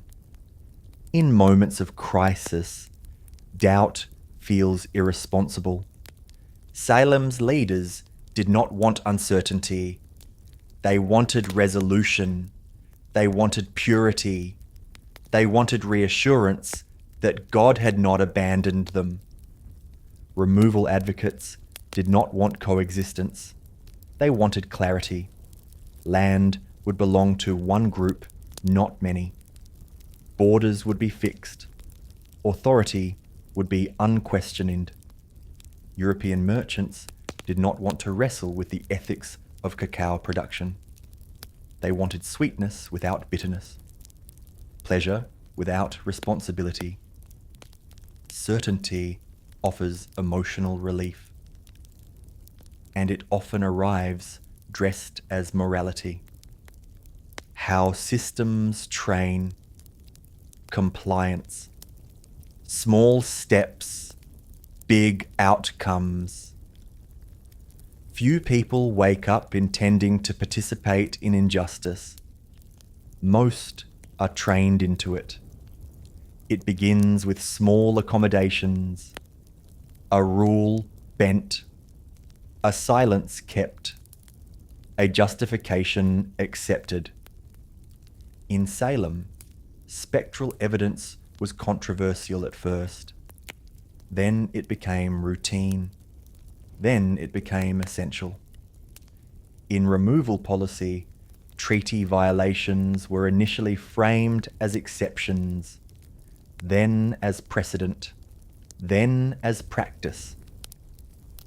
In chocolate's commodification, exploitation was distant, invisible, hidden behind trade routes and supply chains. The system does not ask for cruelty all at once. It asks for cooperation in increments. And by the time the outcome becomes undeniable, participation is already embedded. This is why hindsight feels so clear. The road always looks obvious from the end. What survives erasure? Culture as resistance. Despite the force of empire, panic, and policy, something always survives. Indigenous nations carried language, ceremony, and identity across forced miles. Songs were remembered, stories preserved. Even when land was lost, belonging endured. The descendants of Salem's accused carried memory quietly, refusing to let names vanish. Over time, those names were restored, not because institutions led the effort, but because families did. Even cacao's original meaning is resurfacing. Indigenous communities continue traditional preparations. Scholars trace ancient uses. Farmers reclaim agency through direct trade and ethical practices. Erasure is powerful, but it is never complete. What survives often does so quietly, beneath official narratives, waiting for a moment when it can be heard again. History as a slow teacher. Lessons that refuse to hurry. History does not teach through commands. It teaches through accumulation, through repetition, through unease. It does not shout its warnings. It whispers them again and again across different centuries, in different voices, hoping someone will recognize the pattern before it fully forms. That recognition does not arrive through speed. It arrives through patience, through staying with stories longer than comfort prefers, through resisting the urge to simplify or resolve.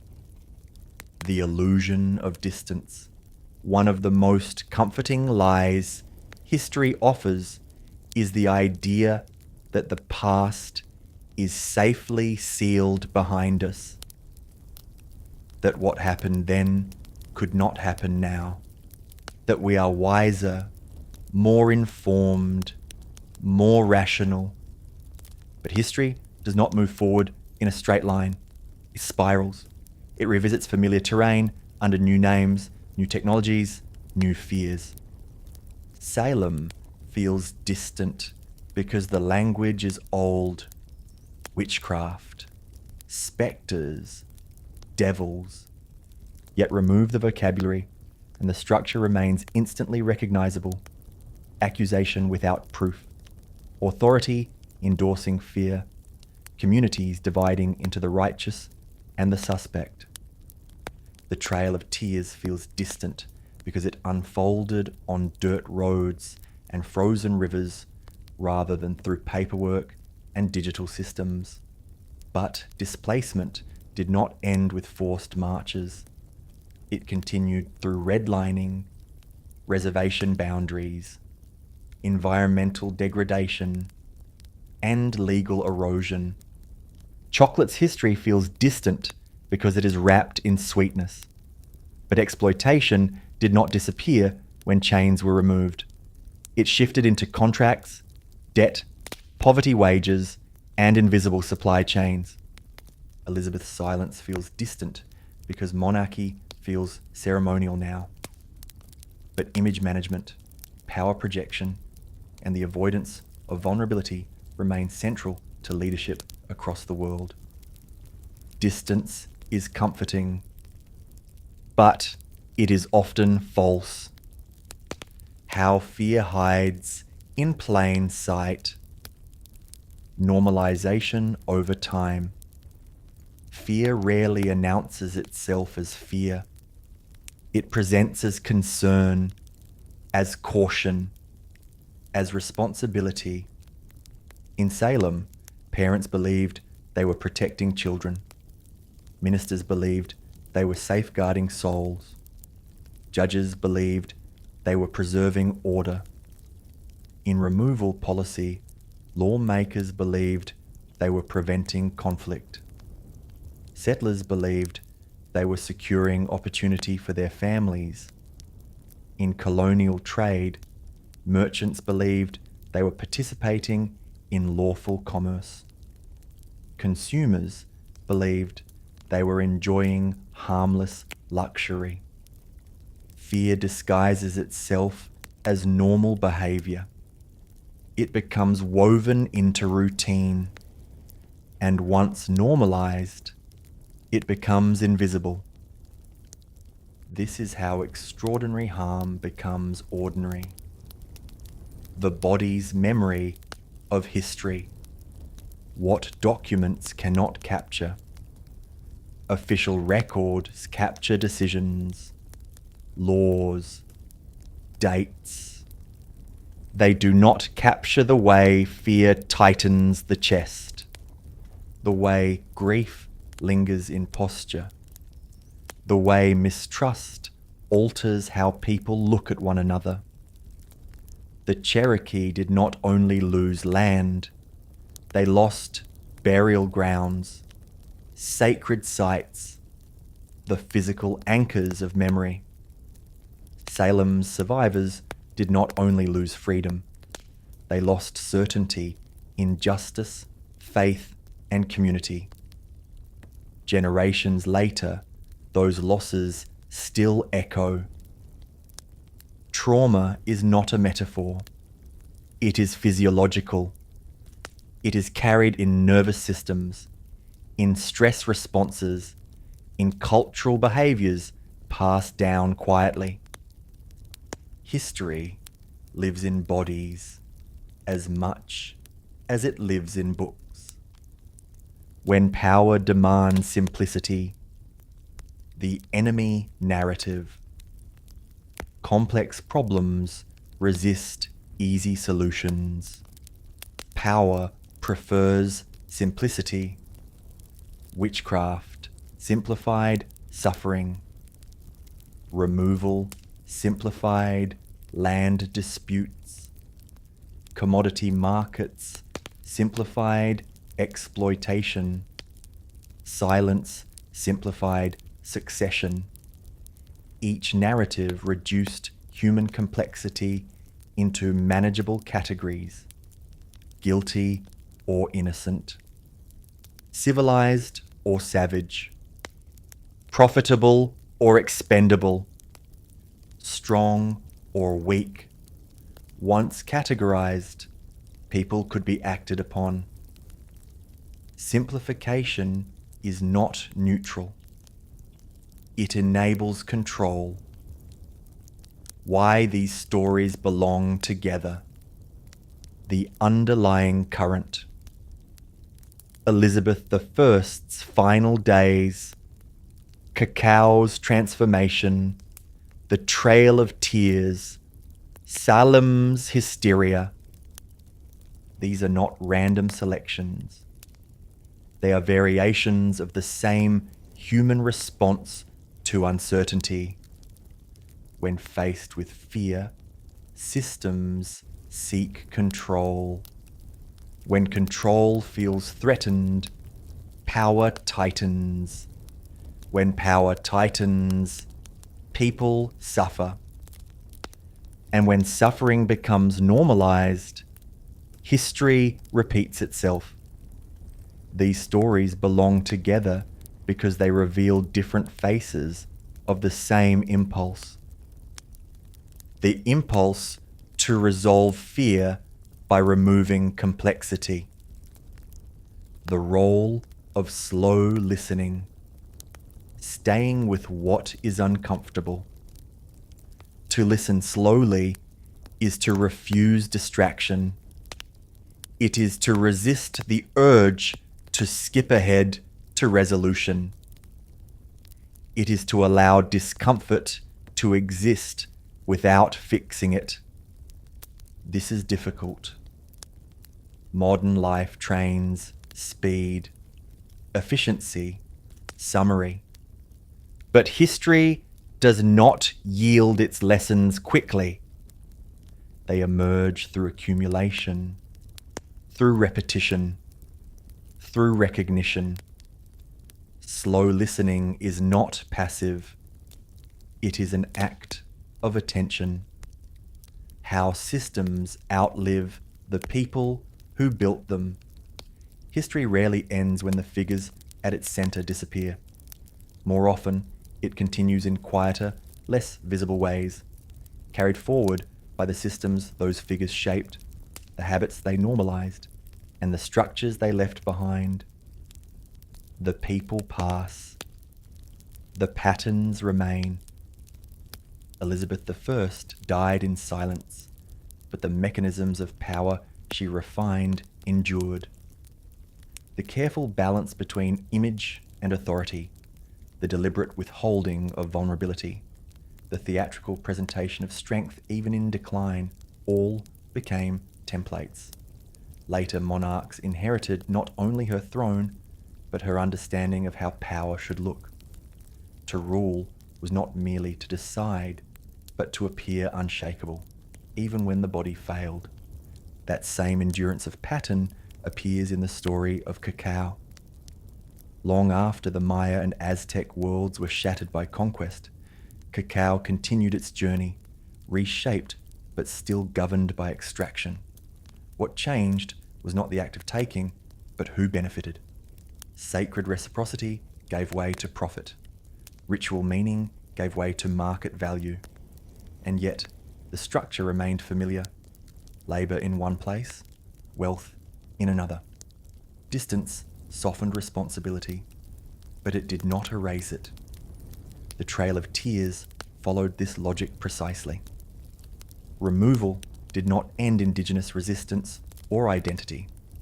What it did was normalise displacement as policy. Once the idea that entire nations could be moved for economic or political convenience was accepted, it did not remain isolated. It resurfaced in later policies, allotment acts, forced assimilation, boarding schools, and land seizures. The initial march ended, but the mindset that enabled it persisted. Salem's hysteria, too, did not die with the gallows. What ended was the spectacle, not the impulse. The belief that fear could justify punishment without proof did not disappear. It simply changed form. Courts eventually rejected spectral evidence, but the deeper lesson that institutions can be overtaken by collective panic remained painfully relevant. In each case, the most dangerous aspect was not the dramatic moment itself, but what came after. The quiet continuation, the way extraordinary measures became precedents, the way emergency logic settled into routine governance. This is how history repeats without appearing to repeat. The comfort of structure, why systems feel safer than uncertainty. Human beings are not naturally drawn to chaos. When uncertainty increases, people seek structure, even if that structure is harmful. A flawed system often feels safer than no system at all. Salem's courts offered structure in a time of fear. They provided rules, procedures, and authority. Even when those rules were unjust, they created the illusion of order. For many, that illusion was preferable to confronting the possibility that suffering had no clear cause. Removal policy offered structure to a rapidly expanding nation. Treaties, maps, and laws transformed moral complexity into administrative tasks. People could participate without confronting the human cost directly. Structure allowed conscience to be outsourced. The global chocolate trade perfected this dynamic. Supply chains separated consumer from labourer, pleasure from suffering. Structure replaced relationship. The system worked efficiently, which made questioning it feel unnecessary, even disruptive. Elizabeth's court was structured around hierarchy and silence. Roles were defined. Speech was regulated. Deviation was punished. The system preserved stability, but at the cost of honesty and vulnerability. Structure is seductive because it reduces cognitive and emotional load. It tells people where they stand, what to do, and what not to question. But when structure becomes more important than humanity, it calcifies. It begins to protect itself rather than the people it was meant to serve. The role of belief in maintaining power. When conviction replaces evidence. Belief is not inherently dangerous. It becomes dangerous when it is insulated from challenge. In Salem, belief in witchcraft was not fringe. It was mainstream theology. Once embedded in legal proceedings, it ceased to be belief and became authority. Questioning it was not skepticism. It was defiance. Removal policies were sustained by belief in progress and manifest destiny. These ideas framed expansion as moral inevitability. Those who opposed removal were portrayed as naive or obstructive. Belief became justification. Colonial exploitation relied on belief in hierarchy, racial superiority, and economic necessity. These beliefs transformed human beings into resources. Once normalized, they no longer felt like beliefs at all. They felt like facts. Elizabeth's power rested on belief in divine right and royal image. To challenge that belief was treason. Her silence at the end preserved belief, even as reality contradicted it. Belief becomes most dangerous when it is no longer recognized as belief, when it masquerades as common sense, when it becomes invisible. This is how systems protect themselves, not through constant force, but through shared conviction. How people adapt to moral contradiction, living inside what feels wrong. One of the most difficult questions history raises is not why people commit harm, but how they live with it afterward. After the Salem trials, people continued attending church together. They worked the same land. They married into each other's families. Life went on, but something had shifted beneath the surface. To survive, many avoided speaking of what had happened. Silence became adaptation. After removal, Indigenous survivors rebuilt lives on unfamiliar land. They established new schools, governments, and communities. This was not acceptance of injustice, but endurance within it. Survival required adaptation, even when grief remained unresolved. European societies continued to consume chocolate without confronting its origins. The pleasure was real. The distance made it easier. Over time, the contradiction faded into background noise. Elizabeth's courtiers adjusted quickly after her death. Allegiances shifted. Rituals continued.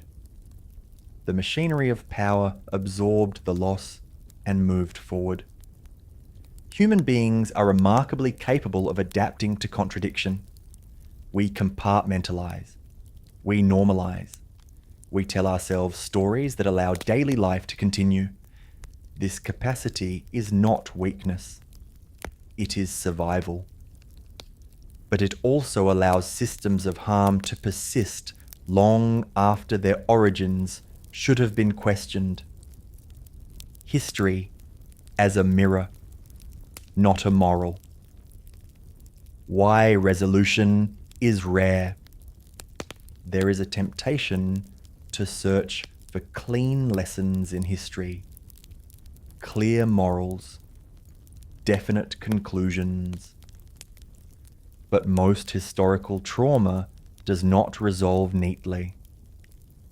Salem did not end with justice. It ended with regret. The trail of tears did not end with restitution. It ended with endurance. Colonial exploitation did not end with abolition. It evolved. Elizabeth's reign did not end with clarity. It ended with silence. History rarely offers closure. It offers recognition. Recognition that systems can fail, that fear can masquerade as righteousness, that power often survives its own abuses, and that ordinary people placed under extraordinary pressure will often choose safety over resistance. This is not a condemnation. It is an observation. History, when listened to slowly, does not ask us to judge the past. It asks us to notice patterns while we still have time to interrupt them. How normalization erases responsibility. One of the most dangerous moments in any historical process is not when violence erupts, but when it becomes ordinary. Power does its most effective work not through spectacle, but through routine. Once a system settles into daily life, it no longer needs to justify itself. It simply exists, unquestioned, embedded in habit, language, and expectation. This is the point at which responsibility begins to dissolve, not because harm has ended, but because it has been absorbed into normality. In Salem, the executions did not feel extraordinary by the end. They felt procedural. Court dates were scheduled, warrants issued, gallows erected. The machinery of death became familiar, and familiarity dulled outrage. People attended hangings not necessarily out of cruelty, but because this was now how justice was performed. The extraordinary had become administrative. When systems reach this stage, they are hardest to stop because nothing feels urgent anymore. The crisis has been normalized. The same process unfolded during Indigenous removal. The first forced relocations were shocking, controversial, debated. But once removal became policy, it transformed into logistics. Timetables replaced moral questions. Routes replaced human stories. Numbers replaced names. Soldiers enforced orders not as acts of violence, but as duties. Clerks recorded deaths as data points. Once suffering could be measured, it could be managed. Once it could be managed, it no longer disrupted conscience. The commodification of cacao followed this same path. What began as conquest evolved into commerce. Plantations became businesses. Labour became supply. Exploitation became invisible because it was diffused across distance and bureaucracy. Consumers no longer saw bodies, only products. Responsibility dissolved not because harm ceased, but because it was distributed so widely that no single individual felt accountable. Normalization protected the system better than secrecy ever could. Elizabeth I's court functioned on normalization as well. Absolute power was not enforced through constant threat, but through expectation. Courtiers learned what could be said and what could not. Silence became etiquette. Deference became instinct. By the end of her reign, the absence of open discussion about succession felt natural, even though it posed immense risk. The system no longer needed enforcement. It trained its participants to self-regulate. This is how power survives. not by constant assertion, but by becoming background. How morality adapts to systems when conscience learns to compromise. People rarely abandon morality all at once. Instead, morality adapts to circumstances. It bends, reshapes, narrows. What once felt unacceptable becomes tolerable when framed as temporary, necessary, or inevitable. Over time, those justifications solidify into belief. In Salem, many citizens likely felt unease early on. Accusing a neighbour, especially someone known for years, would have conflicted with personal values. But once ministers endorsed the trials, once judges validated spectral evidence, once authority confirmed that the danger was real, resistance began to feel immoral. To doubt was to risk siding with evil. Morality inverted itself. Compassion became weakness. Skepticism became threat. During removal, soldiers and officials justified participation through obedience and distance. Orders came from above. The policy was illegal. Resistance would have jeopardized livelihoods.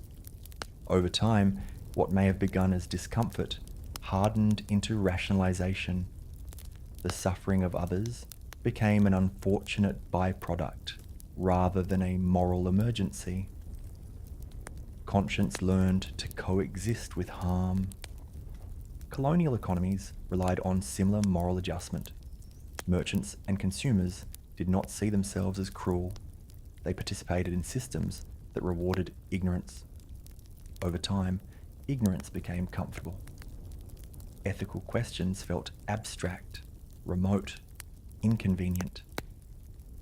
Morality narrowed to personal conduct, excluding structural harm. Elizabeth's reign trained morality through loyalty. To question the Queen's silence was to threaten stability. Stability became the highest good. Anything that endangered it, even truth, was suspect. Over time, silence felt virtuous. Morality does not disappear under pressure. It recalibrates. And that recalibration allows systems to endure far longer than open cruelty ever could. The role of time in hiding consequences. Why harm feels smaller than it is. Time does not heal injustice. It conceals it. As years pass, the emotional intensity of harm fades, even as consequences persist. This temporal distance creates the illusion that damage has diminished, when in reality, it has simply become less visible. The Trail of Tears did not end when the marches stopped. Its consequences unfolded over generations through poverty, land loss, cultural disruption, and legal marginalization.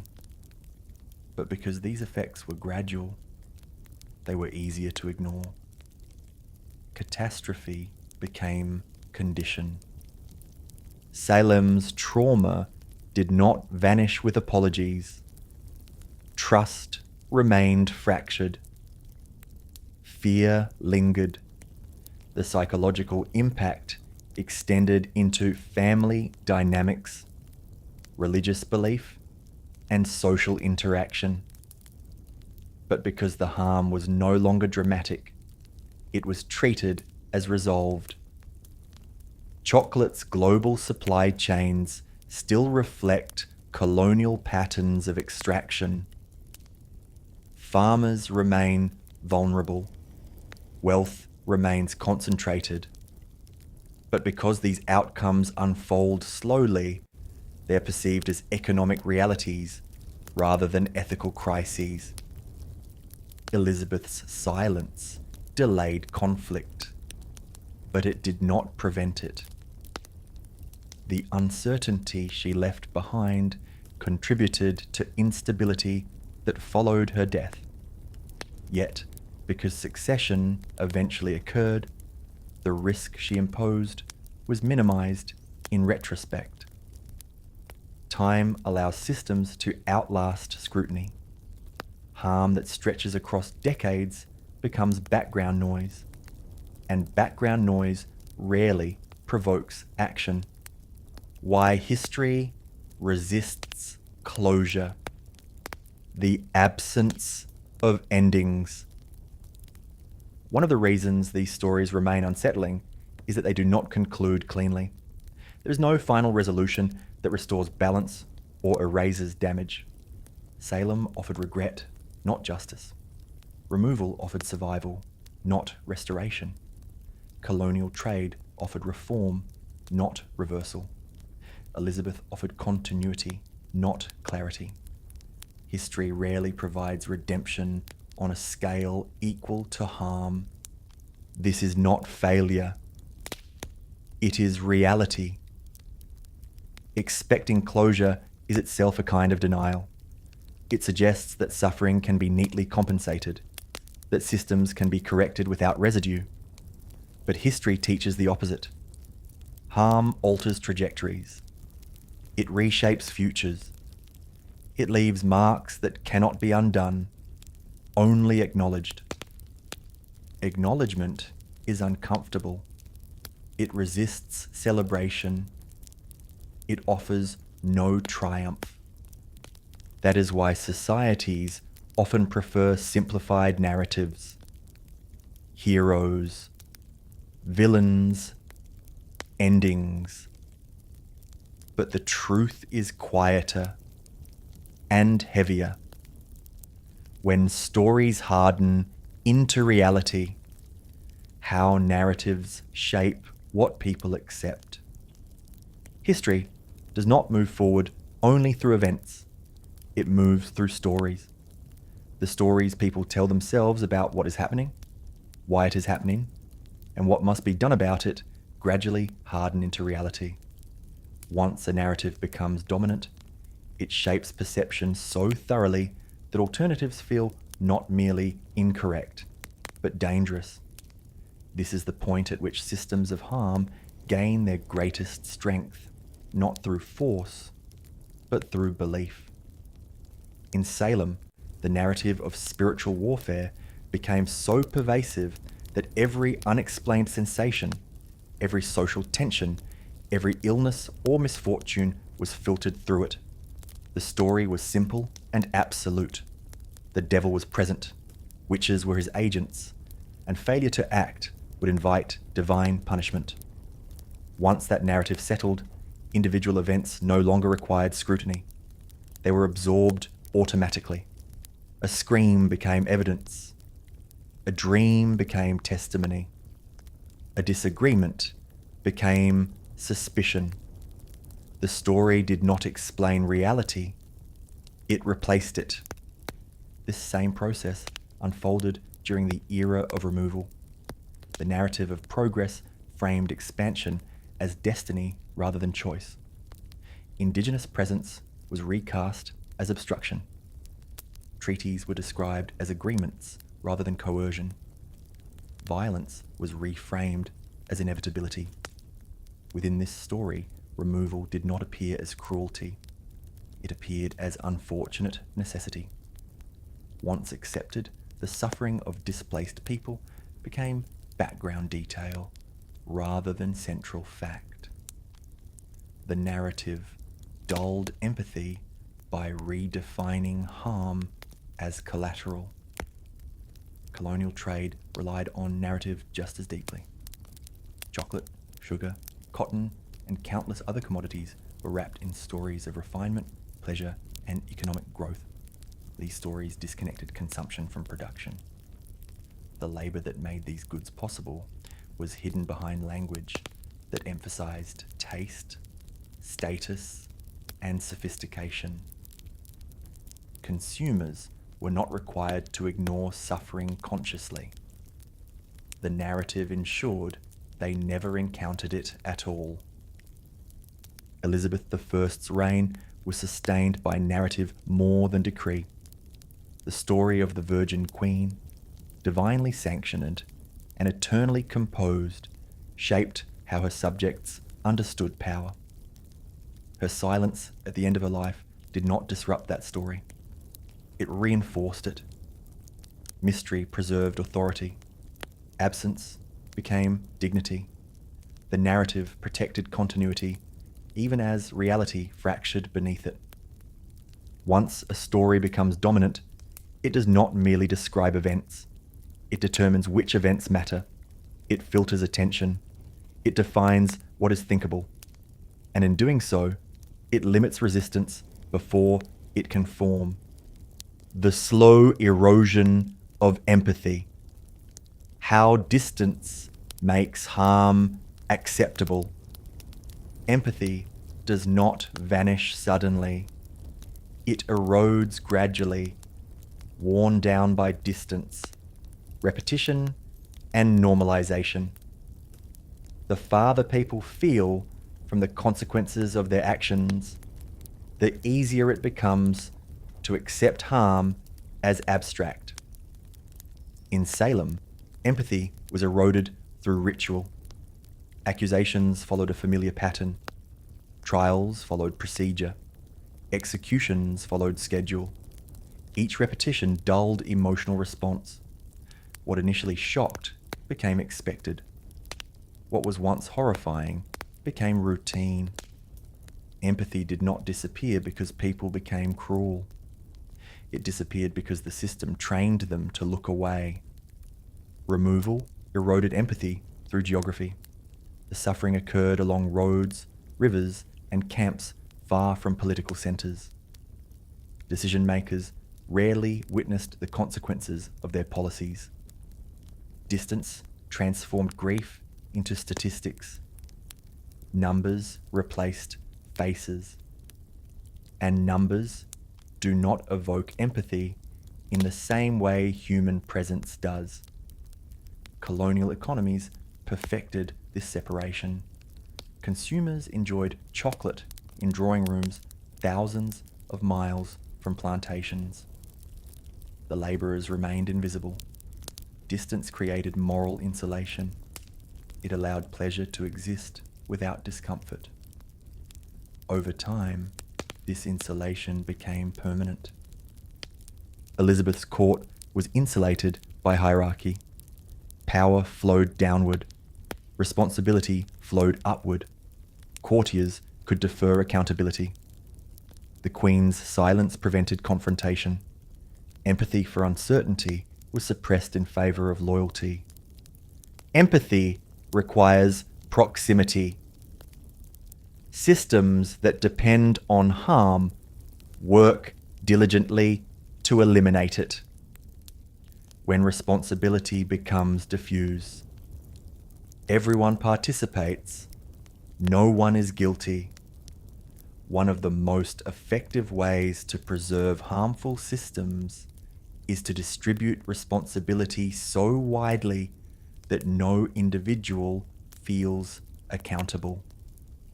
When everyone plays a small role, no one feels responsible for the outcome. Salem's tragedy was not the work of a single judge or accuser. It required ministers who endorsed belief, officials who issued warrants, jailers who enforced confinement, neighbours who testified, and spectators who watched. Each role felt minor. Together, they produced catastrophe. The Trail of Tears required lawmakers, surveyors, soldiers, contractors, and settlers. Each performed a function. Few saw the entire picture. Responsibility dissolved into bureaucracy. Colonial trade relied on merchants, shipbuilders, financiers, plantation owners, overseers, and consumers. Harm was fragmented across roles. No single participant felt responsible for exploitation as a whole. Elizabeth's court thrived on diffusion. Decisions were implied rather than stated. Silence allowed responsibility to blur. When no one spoke openly, no one could be blamed directly. This diffusion of responsibility is not accidental. It is structural. Systems that concentrate accountability are fragile. Systems that disperse it endure. How future generations inherit unfinished history, living inside the consequences. The most profound impact of historical harm is often felt not by those who caused it, but by those who inherit its consequences. Future generations live inside systems shaped by past decisions they did not make, responding to conditions they did not choose. Indigenous communities continue to navigate legal, economic, and cultural challenges rooted in removal and displacement. These are not relics of the past. They are ongoing realities shaped by policies enacted generations ago.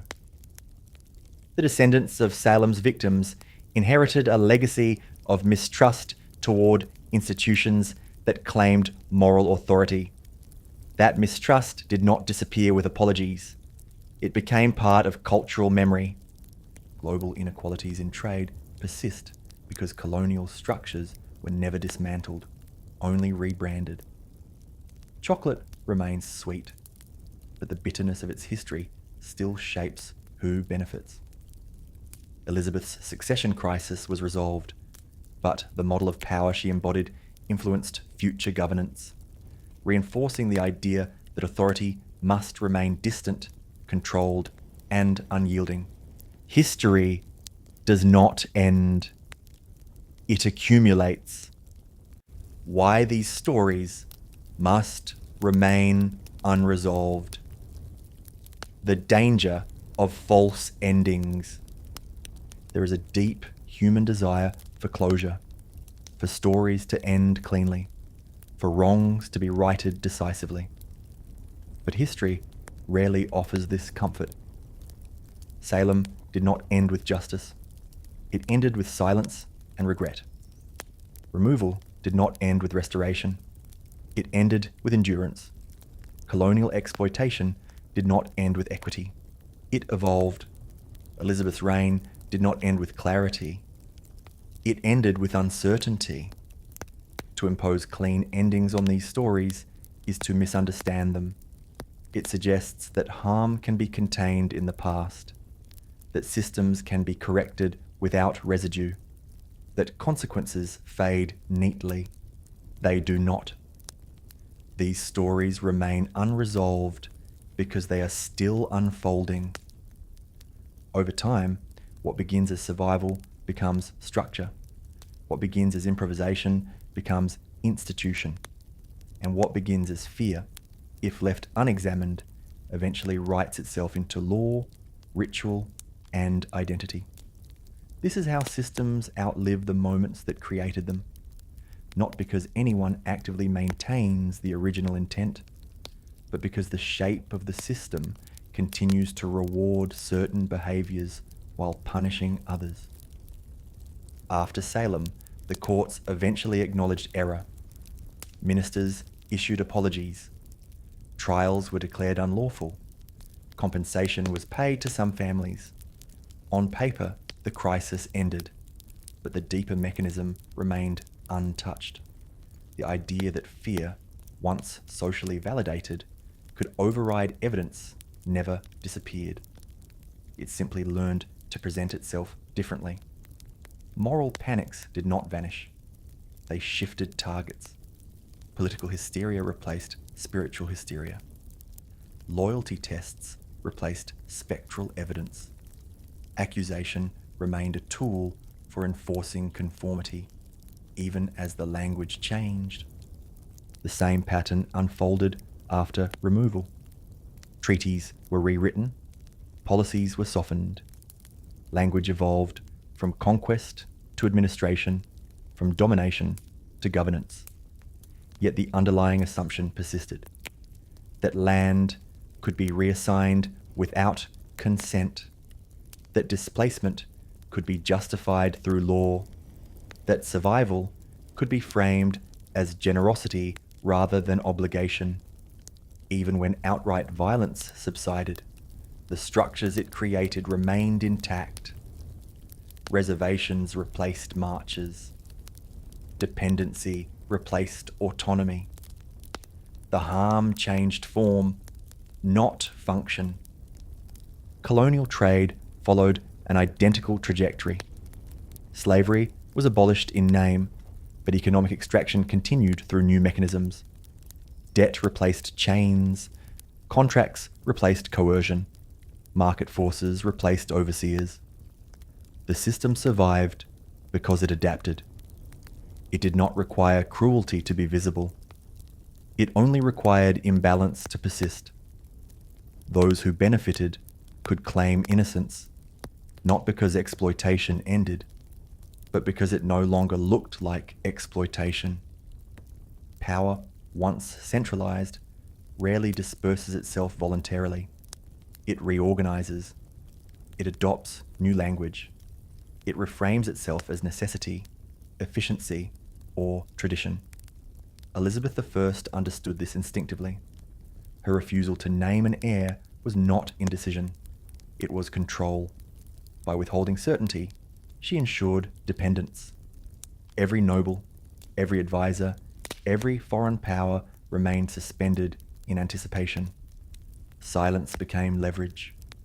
Ambiguity became authority. When she died, that ambiguity did not vanish. It transferred. James I inherited not just a crown, but a system accustomed to opacity. Decisions continued to flow from distance. Authority remained abstract. The monarch was no longer merely a ruler. He was a symbol. And symbols do not answer questions. They endure them. Across these histories, the same pattern emerges.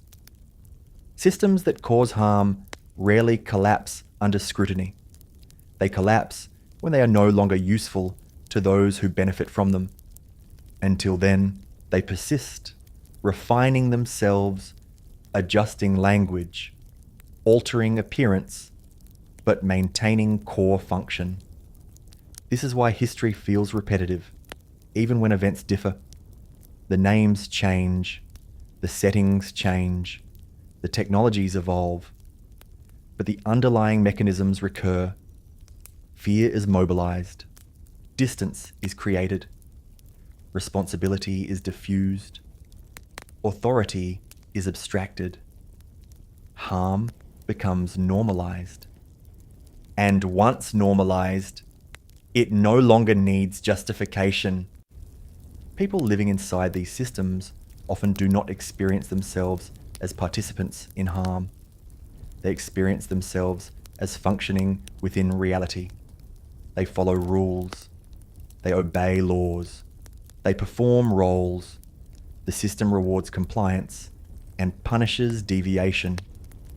Over time, alternatives become difficult to imagine, not because they are impossible, but because the system trains perception itself. This is the most enduring form of control. Not force, but framing. By the time consequences become undeniable, the system has already shifted. Blame is redirected. Responsibility is historicized. That was then, people say, even as the structure remains. The past is treated as a closed chapter, while its architecture continues to shape the present. And this is how injustice survives apology. The victims of Salem did not return. The displaced did not reclaim their land. The enslaved did not recover stolen generations of labour. Elizabeth's subjects did not gain transparency. Acknowledgement did not equal restoration. Recognition did not equal repair. History is filled with moments where societies admit wrongdoing while preserving outcomes. This is not hypocrisy. It is inertia. Systems prefer continuity. They resist disruption. Even when individuals change their minds, institutions move slowly, if at all. Their momentum carries forward assumptions long after belief has faded. The result is a world layered with unresolved consequences. Legal frameworks built on outdated premises, economic disparities rooted in forgotten policies, cultural narratives shaped by selective memory. People inherit these layers without choosing them. They are born into arrangements already in motion. And because the origins are distant, the consequences feel natural. Inequality appears inevitable. Authority appears necessary. Distance appears normal. This is why historical understanding matters, not as moral judgment, but as pattern recognition. To see how fear becomes law, how silence becomes power, how distance becomes denial. Not to resolve these patterns, but to recognize them before they repeat in identical form under different names. Because history does not repeat itself by accident. It repeats because the mechanisms that produce it are allowed to persist. The continuation of these patterns is easiest to see when we stop looking for villains and start looking at incentives. Individuals act within systems that reward certain choices and punish others. Over time, those incentives shape behavior so consistently that outcomes begin to feel detached from intent. Harm occurs not because people wake each morning intending to cause it, but because the structure around them makes alternative actions costly, risky, or invisible. Take early industrialization. The factories of the 18th and 19th centuries were not designed as instruments of cruelty. They were designed for efficiency, output, scale, speed. Children worked not because society suddenly became morally bankrupt overnight, but because small bodies fit under machines, because they could be paid less, because families depended on the wages, and because the law allowed it. Each individual decision was framed as practical, necessary, temporary, but collectively they created generations of physical damage, stunted lives, and shortened futures. When reforms finally came, they did not dismantle the factory system. They adjusted it. Hours were regulated. Ages were restricted. Safety measures were introduced. The structure remained. Productivity still mattered more than well-being. Labour was still treated as a resource rather than a human experience. The system adapted just enough to survive scrutiny. The same process unfolded in colonial administrations. Governors issued reports filled with concern. Committees debated ethics. Policies were revised, but extraction continued. Resources flowed outward. Wealth accumulated elsewhere. The moral language softened, but the direction of benefit did not change. Colonies were renamed territories. Subjects became citizens. But power stayed concentrated. Even revolutions follow this logic. They promise rupture, but often deliver rearrangement. The French Revolution abolished monarchy, but it did not abolish hierarchy. Power shifted from crown to committee, from lineage to bureaucracy. Surveillance expanded. Violence became procedural. The guillotine replaced the gallows, faster and more efficient. Equality was proclaimed while authority remained absolute. Revolutions tend to succeed at removing symbols. They struggle to dismantle systems. This is because systems are not held together by belief alone. They're held together by logistics, supply chains, enforcement mechanisms, economic dependency, communication structures. You can remove a ruler and leave the framework intact. And when you do, someone else will eventually occupy the same position because the structure still demands it. History offers countless examples of this substitution. Empires fall, but imperial logic survives. Borders are redrawn, but domination continues through trade, debt, or diplomacy. Laws change, but enforcement patterns remain consistent. Language evolves, but outcomes stay familiar. Consider the transition from overt imperialism to modern global finance. Military occupation became politically costly. So influence shifted to loans, trade agreements, and development aid. Control no longer required flags or troops. It required leverage.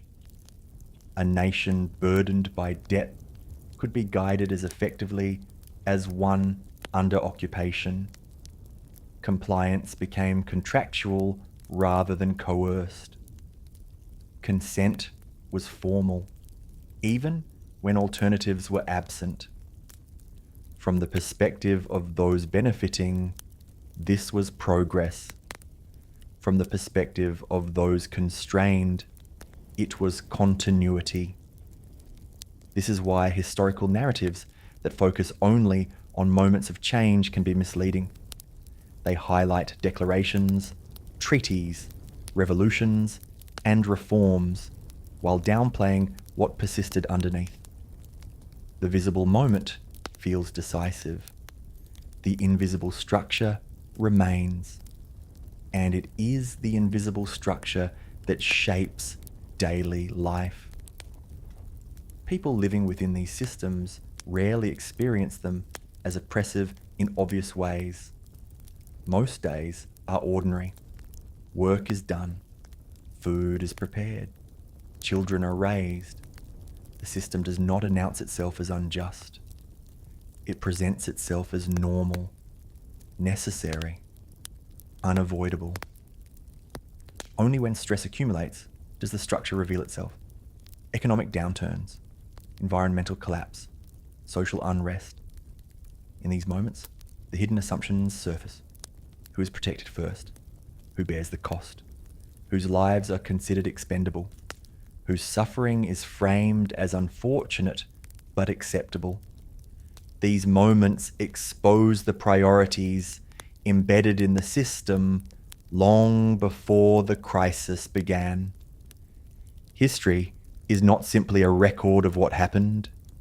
It is a record of what was tolerated, what was ignored, what was normalized, what was considered the cost of doing business. And tolerance leaves traces. Legal codes preserve outdated hierarchies. Infrastructure reflects past exclusions. Wealth accumulates in predictable places. Trauma echoes through generations, not as memory, but as pattern. Health disparities, educational gaps, geographic segregation. These are not accidents. They are the downstream effects of earlier decisions that were never fully dismantled. Even when individuals act with compassion, the structure limits impact. Charity addresses symptoms. Reform adjusts margins. But without structural change, the underlying dynamics remain stable. This is why historical awareness often feels uncomfortable. It does not offer clean villains or easy redemption.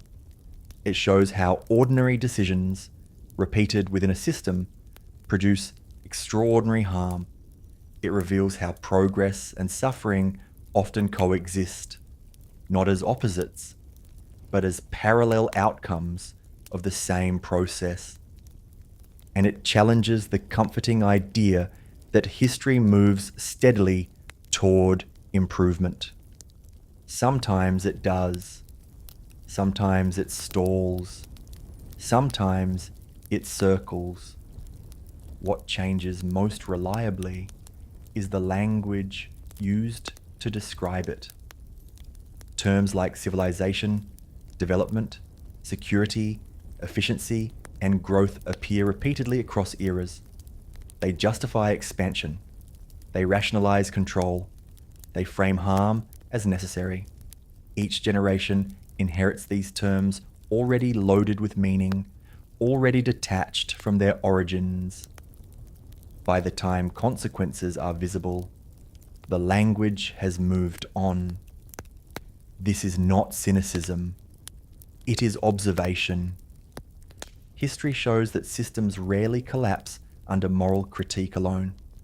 They shift when they become unsustainable, when costs exceed benefits, when maintaining them requires more effort than replacing them. Until then, they persist.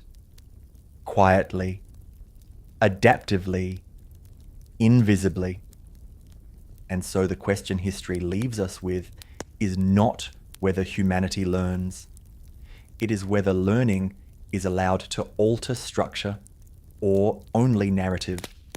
Because changing the story is easier than changing the system.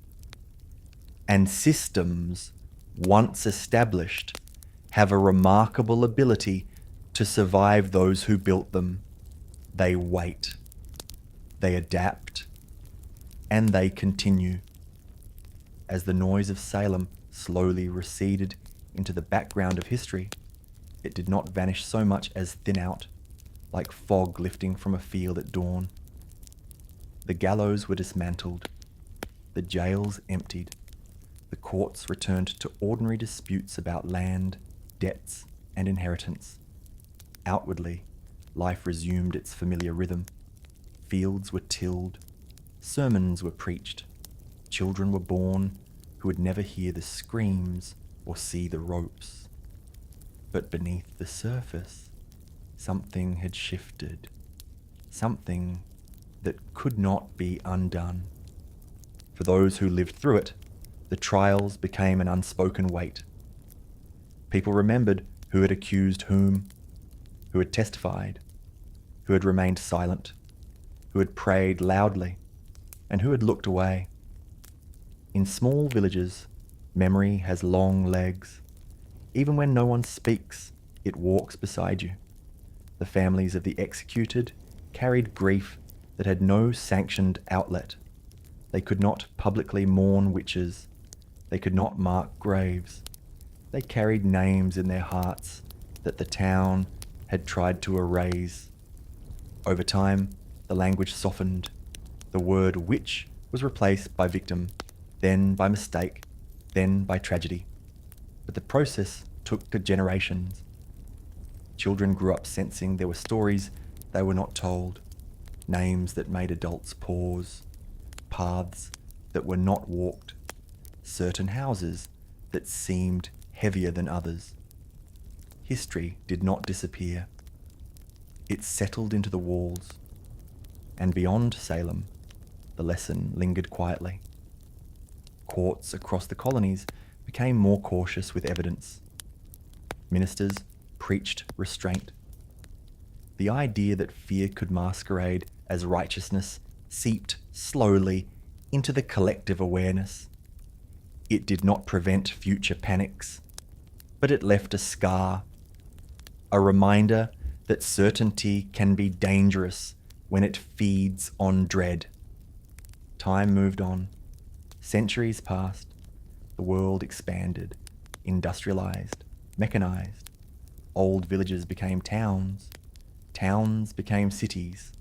The people who once walked to Proctor's Ledge dissolved into records, then into footnotes. And yet, when modern societies speak of moral panics, of witch hunts, of collective hysteria, they still reach instinctively for Salem. Not because it was unique, but because it was early, clear, and devastating in its simplicity. Fear plus authority plus belief had been enough. As the memory of Salem softened into symbol, the rhythm of history continued its long unfolding. Civilizations rose and fell. Empires expanded and collapsed. The same patterns repeated under new names, in new languages, with new justifications. The outward forms changed, but the underlying currents remained familiar. Power concentrated. Anxiety spread. Someone was blamed. Long before Salem, long before Elizabeth, long before cacao crossed oceans, humans had been telling stories to make sense of uncertainty. Stories of gods, demons, curses, destinies. Stories that placed meaning onto chaos. And when those stories hardened into systems, when belief became law, the consequences followed. History does not move in straight lines. It drifts. It loops. It echoes. Themes recur not as repetitions, but as variations, adjusted for time and place. The details differ, but the emotional shape remains recognizable. A queen stands alone at the end of her life, burdened by silence.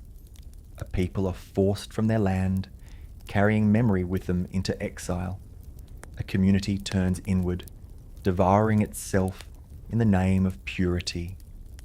A sacred drink becomes a commodity, then an industry, then a global habit, carrying with it both pleasure and pain. Each story unfolds at its own pace, yet all of them are connected by the same quiet thread, the way humans respond to fear, loss, and the unknown. As centuries accumulate, individual lives blur into patterns. What once felt immediate becomes distant. What once caused terror becomes studied. The sharp edges wear down, not because they were harmless, but because time dulls even the deepest cuts. And as the mind begins to drift across these long stretches of history, something subtle happens. The urgency fades. The details soften. The stories no longer demand interpretation. They simply exist, layered upon one another like sediment at the bottom of a deep lake. You don't have to hold every name. You don't have to remember every date. You don't have to resolve anything at all. History, at this distance, becomes a texture rather than narrative, a low hum rather than a sharp sound. The sense of countless lives moving through time, each convinced of their moment's importance, each unaware of how it would eventually settle into the background. Empires once believed eternal now survive only as ruins. Laws once enforced with certainty now seem strange or cruel. Beliefs once unquestioned now read like curiosities. And yet, in their time, they were absolute. This is not a judgment. It is simply the rhythm of human memory. As the night deepens and the mind loosens its grip, these stories no longer ask to be understood. They pass by slowly, like lanterns drifting down a dark river, each one glowing for a moment, then fading into the distance. Elizabeth's silence becomes just another quiet room. The cacao forests return to shadow and rain.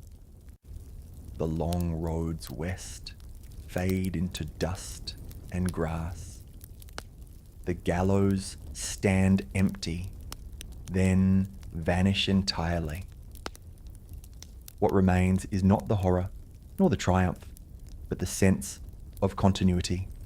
A long, unbroken line of human experience, stretching backward beyond record and forward beyond imagination. And in that continuity, there is something strangely calming. No single moment carries the whole weight. No single life bears the entire story. Everything moves, slowly, inevitably, onward. The past does not chase, it drifts. And as it drifts, the mind can drift with it, unburdened, unrequired to solve, explain, or fix. Just floating alongside centuries, watching them pass until the edges blur and thought itself grows soft.